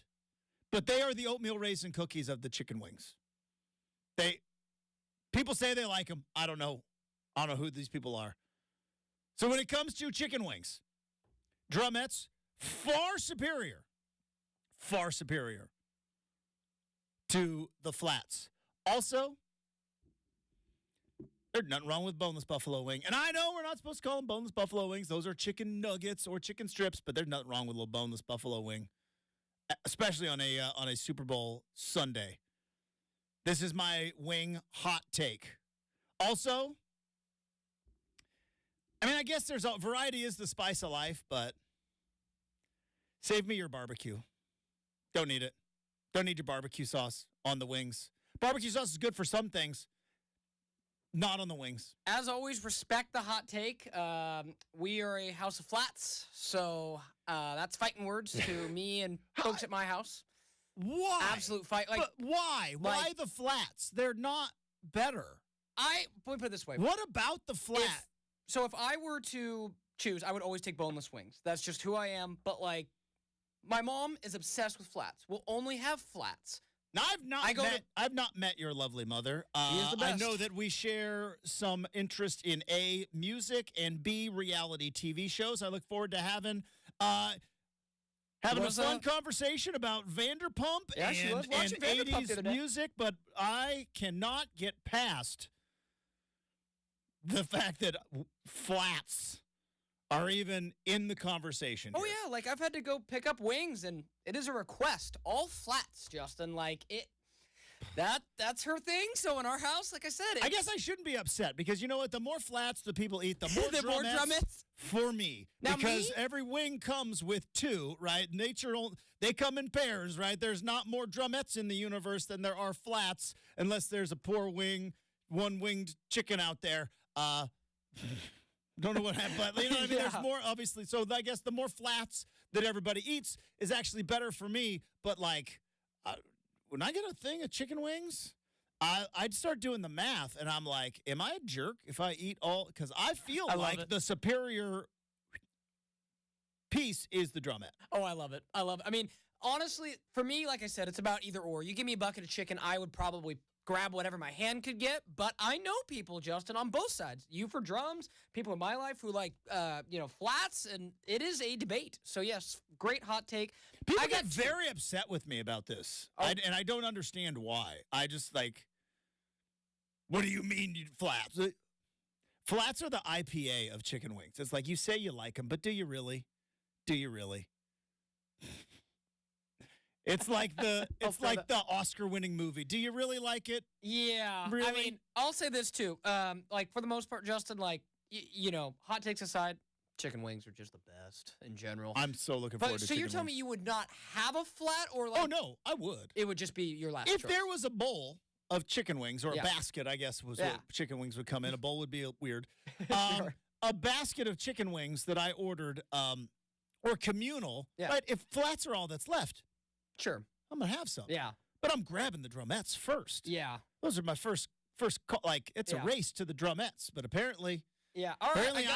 I am not I don't know if I'm in the majority or the minority on that one. Fair. Real quick, I'm going to throw in, Justin. It is an either-or hot take. You get to pick which of my hot takes you think will come true. And they're both very hot and spicy. One, Mr. Kelsey gets down on one knee, proposes to Taylor Swift this Yeah, weekend. that ain't happening. Or number two, Mr. Kelsey retires after the Super Bowl. Hot take, one of those two things happens. Retiring is more like there's a 2% chance that happens. There's a 0% chance the first one happens. It's How not. can you say zero? It's not. It's How just can not you say- happening. There's 0.00. That's a Lloyd Christmas, Justin. I don't know if you can say zero. Taylor Swift is one of the most aware persons in the world. Understands the room, reads the moment better than anybody. Not going to do a proposal in the Super Bowl. And by the way, they're not going to do a proposal where they're not both in on it and are going to figure out a way to make it not a spectacle. I don't think he's retiring either, but there's more of a chance, which 1% as opposed to 0%. All right, there you go. There's hot take. I appreciate the spiciness, though. Coming up, we got hour number 3. Mike Yam's going to join the show. We've got the RCM mailbag. More Super Bowl talk next, 620 Rip City Radio.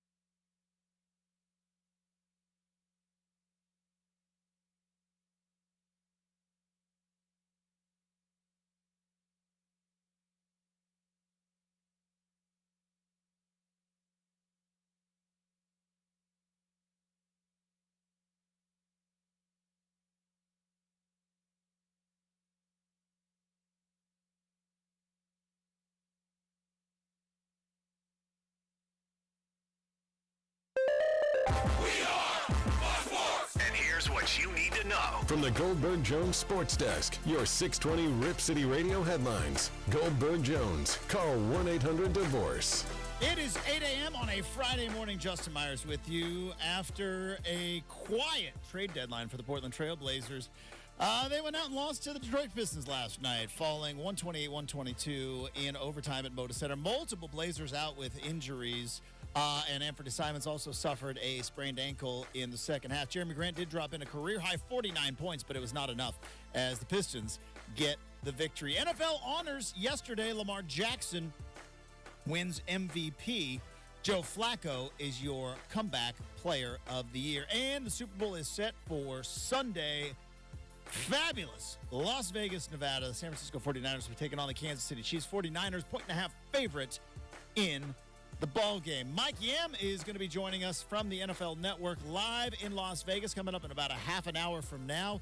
We have also got the RCM mailbag. We have got prop bets galore. Final hour of RCM on a Friday starts right now at 620 Rip City Radio. The home of the OSAA is 620 Rip City Radio. It's RCM with Justin Myers, right here on your home of the Portland Trailblazers, 620 Rip City Radio. You know, it's a cautionary tale. They talk about with the kids. Beware of the Instagram and the anxiety that social media is giving a lot of kids, because you hop on your phone, you get on the Instagram, and you just see a highlight reel of everybody's day, week, month, and you think like, man, they are living the good life. What am I doing? And it is a thing. It's FOMO, fear of missing out. And the reason that FOMO is becoming a thing is because you're just seeing a highlight reel of all the good.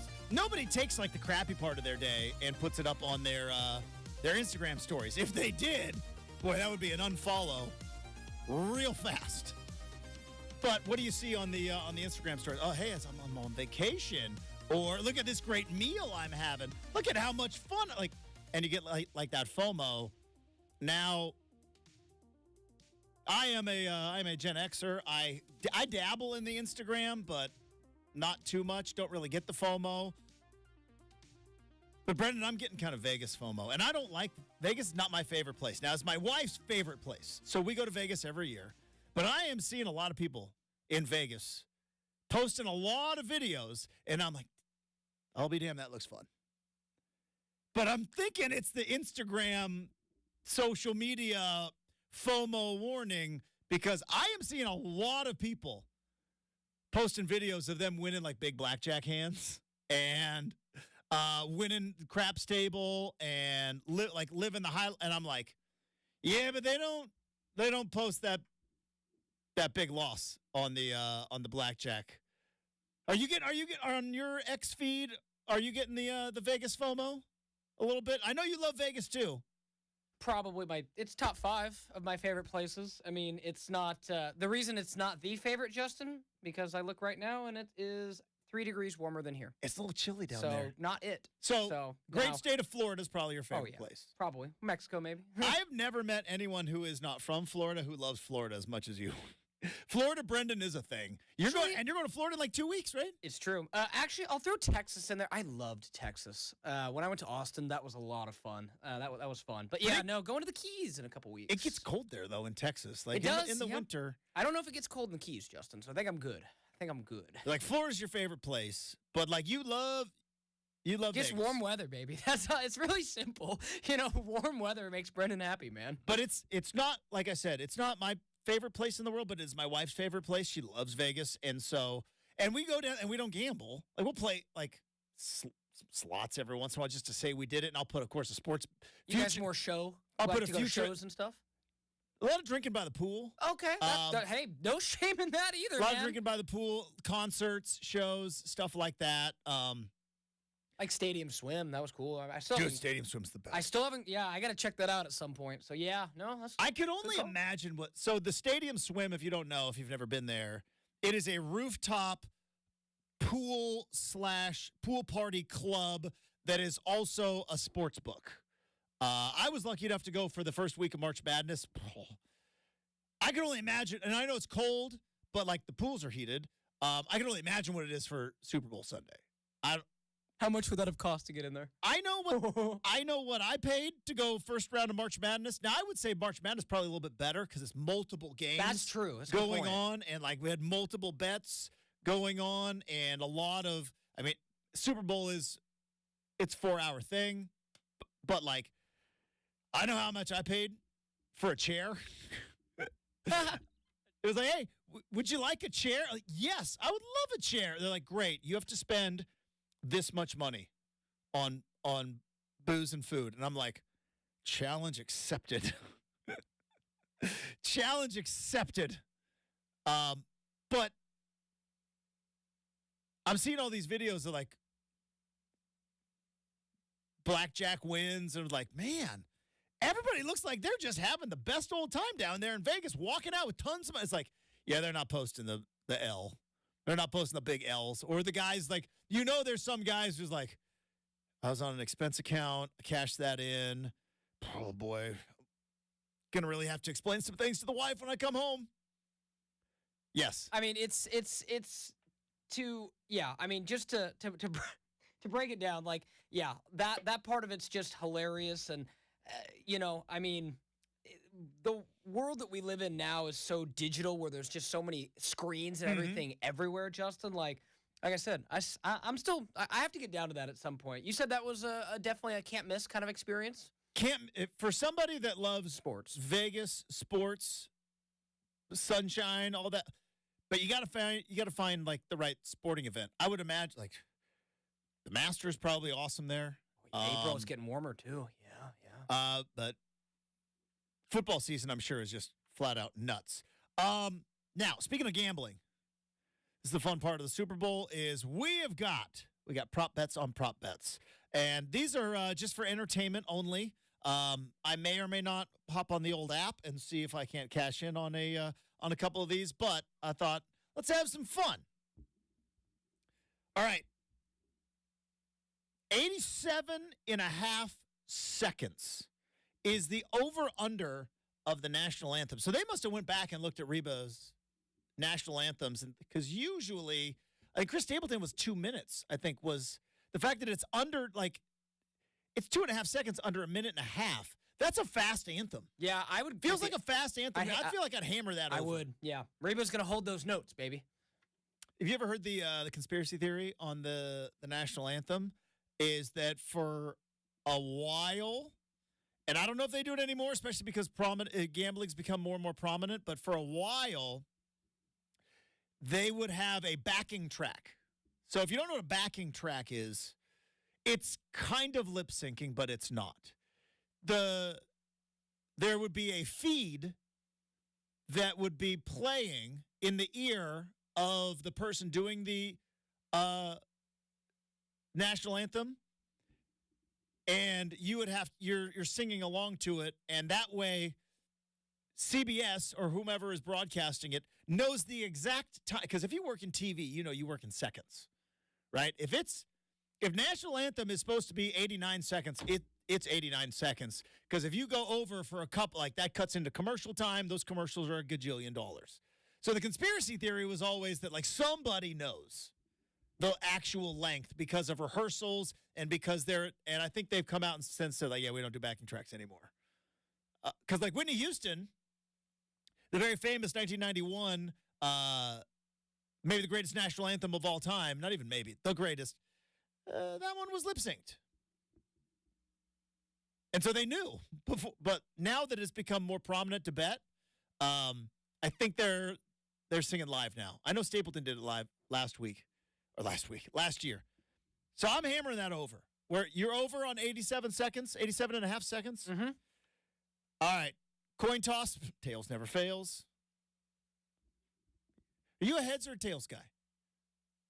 That was always tails never fails. Yeah, I go heads because it's just mathematically proven it comes up more than tails. It does. It's like 53%. Like it's how do they quantify that?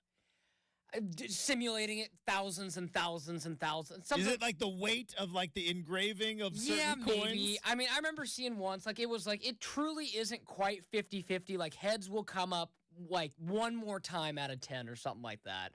But, yeah, I'll go heads. All right. Over under 47.5 in this one. That's a pretty significant over under. This is what I would have a little bit of worry on the hitting the over, because I'd never bet unders. Betting unders stinks. It's no fun. You're like hoping for bad football. And especially in the Super Bowl, I don't want to put those vibes out there. The Chiefs, if I talked about it with Mahomes, he's figured out the math equation of football.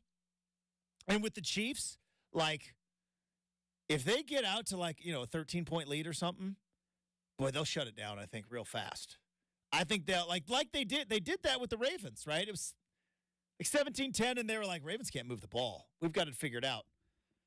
47.5 is, for the Super Bowl, seems like a big number. Where are you at? Over under 47.5. I'm going to take the over because that would be like 21-21. You're almost there. That's expecting three teams. I mean, two.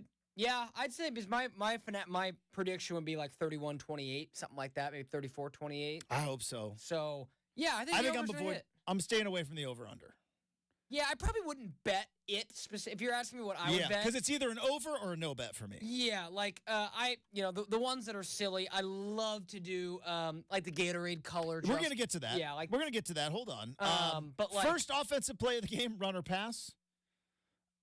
You're looking at a different order of operations than me. That makes sense. Sorry, I was on a different one. That's all right. Let's see. Jersey number of the first touchdown scorer, odd or even. That's fun. Yeah, what's McCaffrey's number? 5, right? 22, duh. All right, so McCaffrey's 22 and Kelsey's 87. So I'm one of the two, man. Ooh, I gotta go even because I'm gonna take McCaffrey. All right. Gatorade bath color. See, we got water, clear, orange, or any other color. So sometimes they'll give odds. This one is any other color, or you get the water, clear, orange as a combo. Apparently, orange is the most prominent, other than water. Any other? I go blue. I think it'll be blue this year. So you're going any others? Yeah. I hit it a couple years ago. I can't remember what it was I think it was orange when I hit it a couple years ago. Then this last year I chose red, and it was not red. But yeah, it's always funny when people are like, "Oh, I know the manager of the Chiefs," and that I'm going to go any other color too, because I believe that you should only be drinking lemon lime Gatorade. I think that should be the only Gatorade that should be allowed ever. Yeah, we just did Hot Take Friday. I'm going to continue it. Lemon lime Gatorade is the only. Can I tell you? It is the OG, and it is great. But you've told me you've liked Fruit Punch Gatorade. You guys grew up on those too, If right? lemon lime existed, though, if it was I'm going lemon. What was it like when Fruit Punch came out, though? Like when you guys went from one Gatorade to multiple flavors? That must have been life-changing. Well, lemon lime and Fruit Punch were always available. It was Gotcha. grape. Grape was I think orange, lemon lime, and Fruit Punch were always there. That was the trio. I think that was the original trio. And then grape came out. And that was a time. But Justin, that was a time. it was a time. It also went from the glass bottles to the plastic bottles. And then the Sport Top came into our lives. But let me tell you, because I have been in Vegas and a lemon lime Gatorade saved my life one time. Not really saved my life, but let's just say I was very dehydrated. It's the sun, You drink out by the pool all day, and that sun's beating down on you, and you're like, hey, let's go golfing. And you're like, I need a Gatorade so bad. And, of course, you buy it at the hotel little convenience store, and it's like, I just bought an $8 Gatorade. How about that? All right, so you're going water, clear, orange. Or no, you're going blue. So you're Any other color. I'm with you. I'm going to stick with you on any other color because I think it's going to be lemon lime. Let's see. Other position of the Super Bowl MVP. Shall it be a quarterback or shall it be any other position? This one's tough because if McCaffrey's probably the best of the any other positions, but if anybody has a day for the Kansas City Chiefs, it's probably also going to mean that Mahomes is going to have a day, right? If Kelsey has an MVP-like performance, Mahomes is going to be the one to give him the ball. So how does Kelsey win it and not Mahomes? He needs like 2-3 touchdowns, or Mahomes got to throw a pick or two. Yeah, so you got to do both. Or like everyone keeps talking about how Travis Kelsey is going to be chasing the Super Bowl catches record. He only needs, and I say only needs 15 catches. Mm-hmm. Justin, to be perfectly honest with you, 15 catches doesn't sound like that unrealistic for Travis Kelsey. They just dink and dunk all the time and get him his numbers. But yeah, I could see like he gets that record or something like that. But same token, Mahomes is like, I want another Super Bowl MVP. I think Mahomes gets it. Let's see. What else is interesting here? Will there be a missed field goal? I think it's like plus 200 somewhere around there. Never trust kickers. That's a good one. Will there be a missed field goal? First, who will accept the first, or who will the first penalty of the game be against? God, no wonder why Vegas has so many bright lights.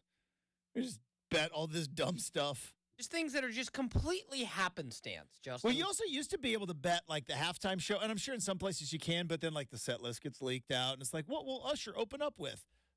He's going to open up with, yeah. That's what I would. All right. Coming up next, we're going to talk some more Super Bowl, some more NFL. Mike Yam from the NFL Network. He is there in Las Vegas. He's going to be joining us coming up next, 620 Rip City Radio.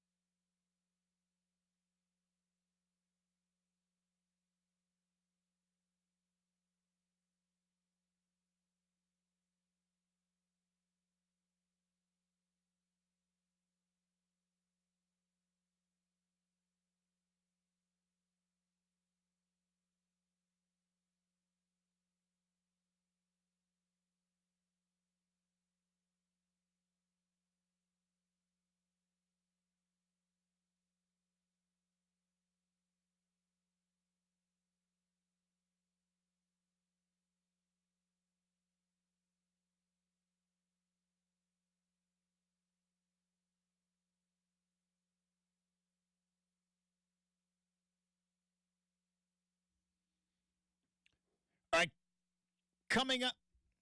Are we there? There we go. Coming up in about 7 minutes, we're going to talk to Mike Yam from Las Vegas. He has a thing to wrap up, and then he's going to join us, and we're going to get his thoughts on what's going to be happening in the Super Bowl on Sunday afternoon. Also, just kind of the overall vibe of the city. I will say this, I've never been. I gave you my sob story yesterday of how I've never been to a Super Bowl. Best friend played in 3 of them, covered 2 of them, but never been able to go there. But I've been to big events. I've been to national title games and such, and there's always going to be hiccups. And I will say, when I was in Vegas this summer, and there was a UFC event going on, NBA Summer League was going on, World Series of Poker was going, and like that city hums. And so I'm curious as to how the Super Bowl is going. I'm sure probably without a hitch, because if there's one thing that city can do, it's host big time events. So we'll talk to Mike Yam coming up in approximately 5 minutes. A couple of thoughts on coaching. First off, from last night's NFL honors, Kevin Stefanski of the Cleveland Browns, he wins Coach of the Year. DeMeco Ryans gets the second most votes. Quick Justin rant. I hate Coach of the Year. I don't understand why we give this out. I don't understand it. The fact that Kyle Shanahan, who had every game that they were in favored, best record in the NFC, and is now coaching in the Super Bowl. The fact that Kyle Shanahan is not the Coach of the Year, or the fact that John Harbaugh, who had the best record in the AFC, is not up for Coach of the Year, is atrocious. It is silly. It is one of the dumbest things that we do, because guess what? It's the NFL. Everybody's got salary cap. Everybody's got draft picks. Oh, but he's got Christian McCaffrey, and he's got Lamar Jackson. Yeah, got it. That's the whole point. It's the NFL. They have a salary cap. They got to work within it. Cleveland Browns had a salary cap too, and so did the Houston Texans. I do not understand why we give away Coach of the Year. I was like, hey, we thought you were going to be bad, and turns out you weren't. Here is our apology, Coach of the Year. Because neither one of those guys were coaching in the Super Bowl. Neither one of those guys are coaching in the AFC or NFC Championship game. How does Dan Campbell not get Coach of the Year? I mean, at least got to the NFC title game. So I don't understand why we give that award out. But, hey, congratulations to Kevin Stefanski. I'm sure he loves it. I'm sure he's pumped, super pumped about getting bounced early on in the playoffs and then, not coaching in the Super Bowl. And then this is an interesting bit of news, and it might have a domino effect on a guy that we're pretty familiar with here on the West Coast. According to Pete Thamel from ESPN, Boston College is working towards a deal to hire Bill O'Brien. Now, what does that mean for us here on the West Coast? Well, there's a bit of a domino effect here. And if you remember, Boston College, their former coach left to take on the role of defensive coordinator for the Green Bay Packers. And what was his name? I had it. Anyways. Jeff Hafley. Was it? That was the Boston yeah, there you go. So Jeff Hafley, thank you, Brenden. Good Googling. He leaves Boston College. He takes over, and that was the start of the conversation of why are these college football coaches looking to become coordinators? And essentially, now some may see it as a step down. Some may see it as, well, it's leveling up to the NFL, but college football is changing the way it is. So that left an opening at Boston College. Bill O'Brien now takes the job. Now, if you don't recall who Bill O'Brien is, he was with the Patriots. And then when Belichick left, he became the offensive coordinator of the Ohio State Buckeyes. Well, that lasted all of about a month and a half. And now Bill O'Brien is going to be headed to Boston College to be their next head coach. So that opens up offensive coordinator position at Ohio State. And there is one particular head coach on the West Coast heading into the Big Ten that has been looking to get out. Does Chip Kelly become the offensive coordinator of the Ohio State Buckeyes? Because right now, if you're Ryan Day, the head coach at Ohio State, unless you're hiring from within, who are you going to go get at this late stage? All the coaching stuff has kind of been filled. Letters of intent have been signed. Spring football is under what 2 weeks away? Brenden, from spring football? 2.5? Yeah, like usually first week of March, like 3 weeks. So we're 3 weeks away.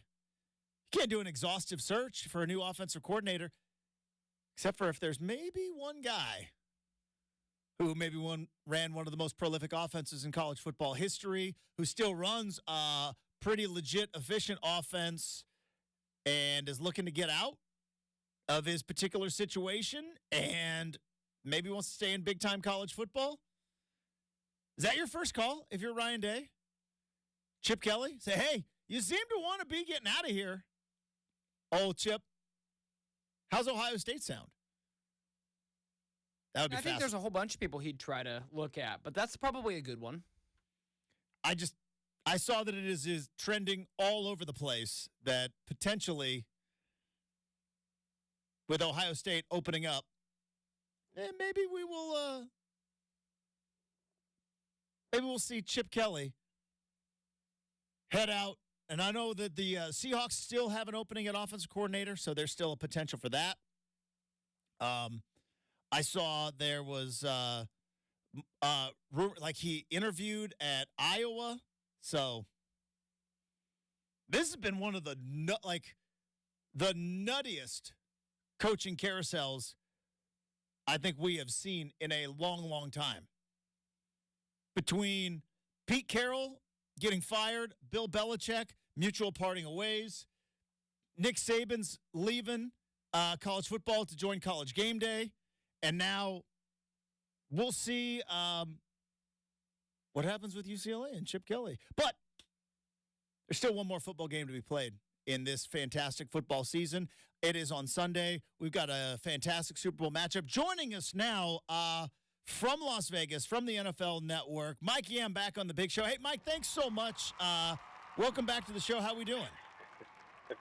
I'm doing even better now that I got a round of applause. So I will take that, man. It's good to hear your voice. It is good to hear your voice as well. We're going to dive into a handful of the stuff regarding the game. But I'm curious, because you were there with the Pac-12, Mike, when they made kind of that transition and embraced Las Vegas as a place to host the basketball tournament, and then ultimately had the Pac-12 championship football game there in Las Vegas, and it seemed to have kind of become one of those places. What has it been like down there in Vegas with the Super Bowl in town? Because while there are big events in the sports world, and I've been lucky enough, and you've been lucky enough to cover a bunch of them, what has it been like in Vegas for the Super Bowl? It's tremendous. There's no other way to describe it. And it's funny because every time now that I am in Vegas, I am there for some sort of work sporting event. And I think and you know this, man, I mean, if we rewind and go back, 20 years, 15 years and beyond, the thought of having professional sports, college sports, emanating from Vegas, and obviously UNLV is there, but at scale with the conference tournament and obviously now the Super Bowl, or having a franchise that's there like we have obviously with the Aces and the Knights, like that was something that was hard to fathom. And now all of a sudden you're seeing more widespread adoption with legalized sports betting, and I think that's sort of cut the edge, so to speak, on it being okay. But the reality is it is a great city. It's awesome from a fan's perspective, because you don't just drop in to a random location, have the sporting event, you're kind of killing time and not sure what to do, or you're going to, like the local diner in some small town. Like, that's not Vegas. You can line up a lot of fun things to do, whether it's see a show, go to all these restaurants. So I think you can make it a trip and a vacation. And, I was in Vegas on Tuesday, just doing some Super Bowl stuff. I'm back in studio this week doing Total Access, but you could feel the energy and the vibe, and it really is pretty incredible to see. Well, I mean, we've all been there where maybe we were stuck on a media shuttle somewhere. Don't want to call out anywhere because the Rose Bowl is fantastic, but I think we've all been in that Pasadena traffic a time or two. And whether or not it's a big time bowl game or like a championship, there's always kind of something in terms of a hiccup. I obviously am not there in Vegas right now, but I've been there for a handful of big events, and it is amazing, Mike, how like smooth everything kind of runs with that many people and with that much stuff going on, and just the fact that you're just kind of in the heart of it and not really notice it. But I would imagine Super Bowl is maybe a little bit of a different animal. Yeah, no, I mean, it's big time. I was, Radio Row to see, the amount of people and media outlets that were there. I mean, Justin, I think the number was over 6,000 credentialed media. I mean, that's just wild to me. I actually asked someone the other day just to confirm. I was like, man, I heard it's 6,000. They're like, yep, it's 6,000. And it's not just U.S. media. I mean, it's a global game. You have international media that's flying into Vegas for an event like this. And I think, to your point, it is a well-oiled machine. Mike Yam from the NFL Network joining us here on 620 Rip City Radio. All right, let's dive into the game. I'm fascinated with this matchup, Mike, because both teams are extraordinarily high-level teams, yet at some point in the season, whether it was criticism of Brock Purdy or whether it was like, are the Chiefs cooked, both teams can kind of play the, hey, nobody believes in us card, which is amazing. Yeah. For me, this matchup with these two teams is kind of fascinating because usually you go into a game, there is a clear favorite and a clear underdog, whereas in this one, I know San Francisco is a 2-point favorite technically, but both of these teams can kind of claim that, hey, nobody believes in us. There's no question, and I love the fact that now everyone is doing that despite being the favorite or having a dominant season to get here. I do believe the Chiefs are a team that this year can make that claim. Last year, watching Travis Kelce during the Super Bowl parade say, hey, no one believes in us. I'm looking at some of my colleagues on NFL Network. We're on set. I'm like, is he for real right now? Like, who doubted the Chiefs? Who said that they weren't going to be able to get to this point? But I think to what you're describing, I'm 100% with you. Yesterday I'm in studio and our social media team comes down. They say, hey, Mike, would you mind recording, just a quick little video on your game pick for us? And I said, I don't know who I'm picking. And they're like, you don't know yet? And I'm like, no, I don't. I'm going back and forth. So then they asked me, can you do one for each team, and then whenever you decide, just let us know, which is what I did, because legitimately I can story victories and a path for each one of these teams. In my mind, the margins are so thin, and I truly think this is going to be one of the great Super Bowls we get to watch. I think one of the biggest things, and I know it's kind of a cliche, but it's a reality at the Super Bowl, Mike, which is which team can handle the distractions. We hear about the distractions all the time. Could only imagine what the distractions in Las Vegas are, but it also seems over the last couple of years, it used to be, right, it was a Tuesday media day. That was the big scrum, and you get the weird questions from the international media, like you said, like why is a field goal worth 3? We don't know. And then there's a handful of other times. Now it's like it's a nighttime event. There's fans in the stadium. There's a whole lot more interaction, and it seems like there's more and more media than ever before, which obviously NFL loves because this is their presentation of their brand. But it feels like every year there seems to be more and more distractions. Is that the case? Does it feel like there's more and more, or is it just Super Bowl and that's what it is? I think we've leveled off of a lot of the distractions. I think over the last 10 years or so, it has become such a hyped and mammoth undertaking that you're now, like, there's only so many new things that are going to happen that are going to grab our attention. And I think even watching opening night ceremonies, I had the pre-show and then the post-show on NFL Network. I was even expecting more of like the wacky questions, and clearly there were. I'm not suggesting there weren't those crazy outlandish questions, but I almost feel like I'm becoming desensitized to some of that stuff. I was working with David Carr the other night, and I was like, hey, what are some of those weird ones? Like, I'm sure you got a marriage proposal or two, and he's like, oh yeah, but like, how many different ways can you ask a guy, like, oh, will you marry me, right? And like this year, it's the the Taylor Swift stuff that's in there. So Yeah. I'm with you. There's a lot of the non-football or wacky football stuff, but to me, it's now become pretty consistent every year. Mike Yam from the NFL Network joining us here on 620 Mixed Rip City Radio. All right, Mike, I wanted to get your thoughts on Brock Purdy. Brock Purdy's been an interesting topic of conversation. My theory is that as people who talk about sports, somebody who's kind of in the middle is a tough thing to explain. Everybody's either awful or they're awesome. And I think Brock Purdy is a pretty good quarterback who does things well with the pieces around him, but at times looks very average. At times looks even like a second-year quarterback would.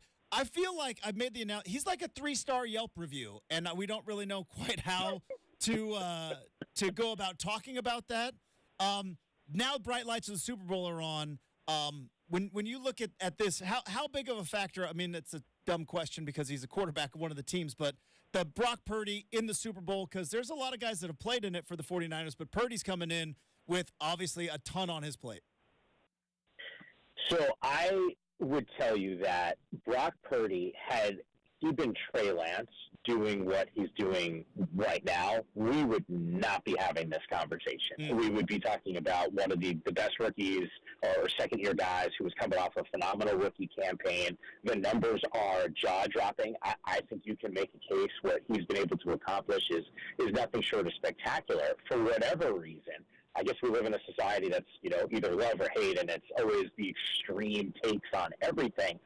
I think Brock Purdy's a really good quarterback. I'm going to be fascinated to see how the Niners are going to eventually have to pay him and what that salary is going to look like, considering what those narratives are. But I've seen Brock make some throws that not many guys in the league can go and make. And I've seen him dominate a scheme that Kyle Shanahan has put forth, and I've seen other quarterbacks not have the same type of success in the offense that Brock has had. And sure, he's got Christian McCaffrey and plenty of other great skill positions players like Debo and Brenden Ayuk, and George Kittle was one of the best tight ends. But I think he's better than the 3-star. Now, look, if he falls in a deficit and plays like he did in the first half of, like he did in the Green Bay game or the Lions game, like there's some problems that are there. But I think you hit the nail on the head. He is a second-year quarterback, and I think the expectation, and I don't know if it's to be better than he is, like how much better can he possibly be as a second-year quarterback? He's got no other quarterback in NFL history's got a better passer rating than Brock Purdy through the first two seasons as a starter coming off that rookie campaign. Like he's better than what Mahomes was able to do. I just in my mind I said, like, what more do we want from him? He's not Patrick Mahomes. Like he's not. It's a different skill set. Last night Lamar Jackson goes and wins MVP. I mean, I got people on my Twitter mentions just destroying the guy and talking about, the passing numbers. And I'm thinking to myself, are these the same fans that are smashing, Brock Purdy for the exact opposite skill set that they want Lamar to have? It's a little bit hard sometimes to navigate. Mike Yam from the NFL Network joining us here on 620 Rip City Radio. One last thing before we let you go, Mike. I really appreciate your time. I believe you and I, we're fairly close. I think we're pretty much the same age. I'm pumped up for Usher at the halftime show because it's right in my going out wheelhouse. Now I go to bed at 9:30, but that was in the we didn't start warming up till about 10 o'clock at night. It also is a little bittersweet, Mike, because I know what they're doing. Right, they're going after the nostalgia of people our age. But regardless, I'm gonna put it away for about 15 minutes. I'm pumped up for Usher. Did you have a like me like that right there in that wheelhouse for you? That Usher 2004 time of our life. Oh God, I graduated college in 2003. When I tell you, man, we keep playing. It's like one of the cool things for anyone who watches like the television networks. Like if you watch sports, sometimes you have the rights to really good music, and it's kind of awesome when you're going to break and it kind of gets you jacked up, and sometimes you don't, and you just kind of have like the stock songs that you need to use. Super Bowl time is the best at NFL Network because I just listen to Usher all the time. So I'm with you. I can't wait to see him out there. He's got to bring Lil Jon out, right? Like, that's got to be a standard lock. Absolutely. I would think. Yeah. Okay, all right. I would be disappointed if I don't see that, but he's a big time performer, and obviously I'm thrilled because I'm with you, man. Like that's like my heyday. Like those were, you're right. Like you were doing the pregame thing, 10 o'clock, and I was on the East Coast. I was in New York at the time. So, it wasn't until I got to California where everything was a little bit early, and things shut down. We were going pretty late back in the day, back in the early 2000s with Usher as the soundtrack. Also, pop-up video with You Make Me Wanna back in high school. Boy, those were good times. Good times. We don't have enough time to dive into full-on high school nostalgia with me and Mike, but Mike, appreciate your time. Also, want to let people know, I always want to plug the book. Fried Rice and Marinara is the children's book that Mike wrote. It is, you can find the link at his as X at Mike_Yam or Twitter, whatever you want to call it. You know where it's at. Hey, Mike, thank you so much. Have a great weekend. Enjoy the game, and we look forward to talking to you again soon. Yeah, you're the best, man. Anytime. Appreciate the invite. There you go. Mike Yam of the NFL Network. We have got one more segment before we wrap up the big show with the RCM Mailbag next, 620 Rip City Radio.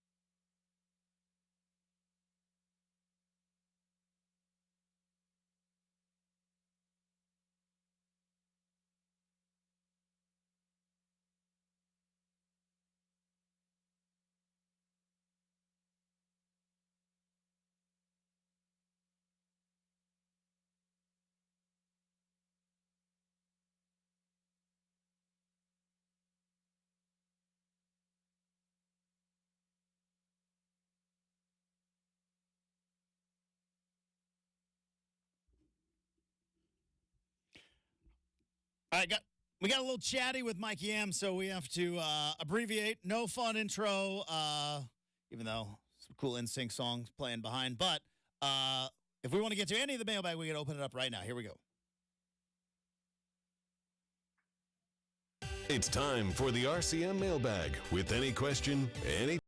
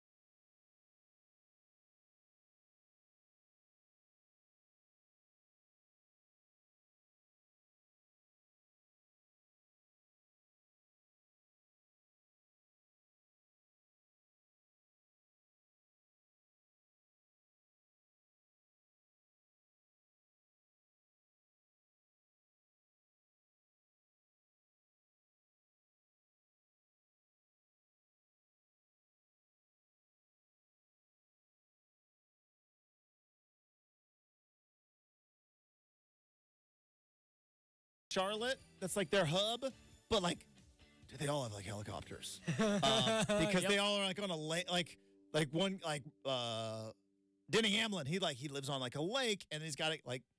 Oh yeah, just hops in a helicopter because there's out there in North Carolina, there's just land everywhere, and all this land. They have those big old like warehouses where like the team headquarters are. Sure.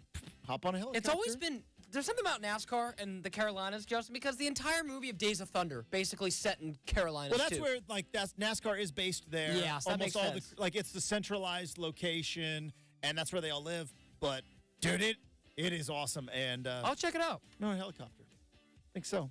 Like a fancy souped-up helicopter. All right, that's going to do it for the big show. Thanks to Mike Yam. Thanks to super producer Brenden. Thanks to all of you. Have a terrific weekend. Happy Super Bowl, everyone.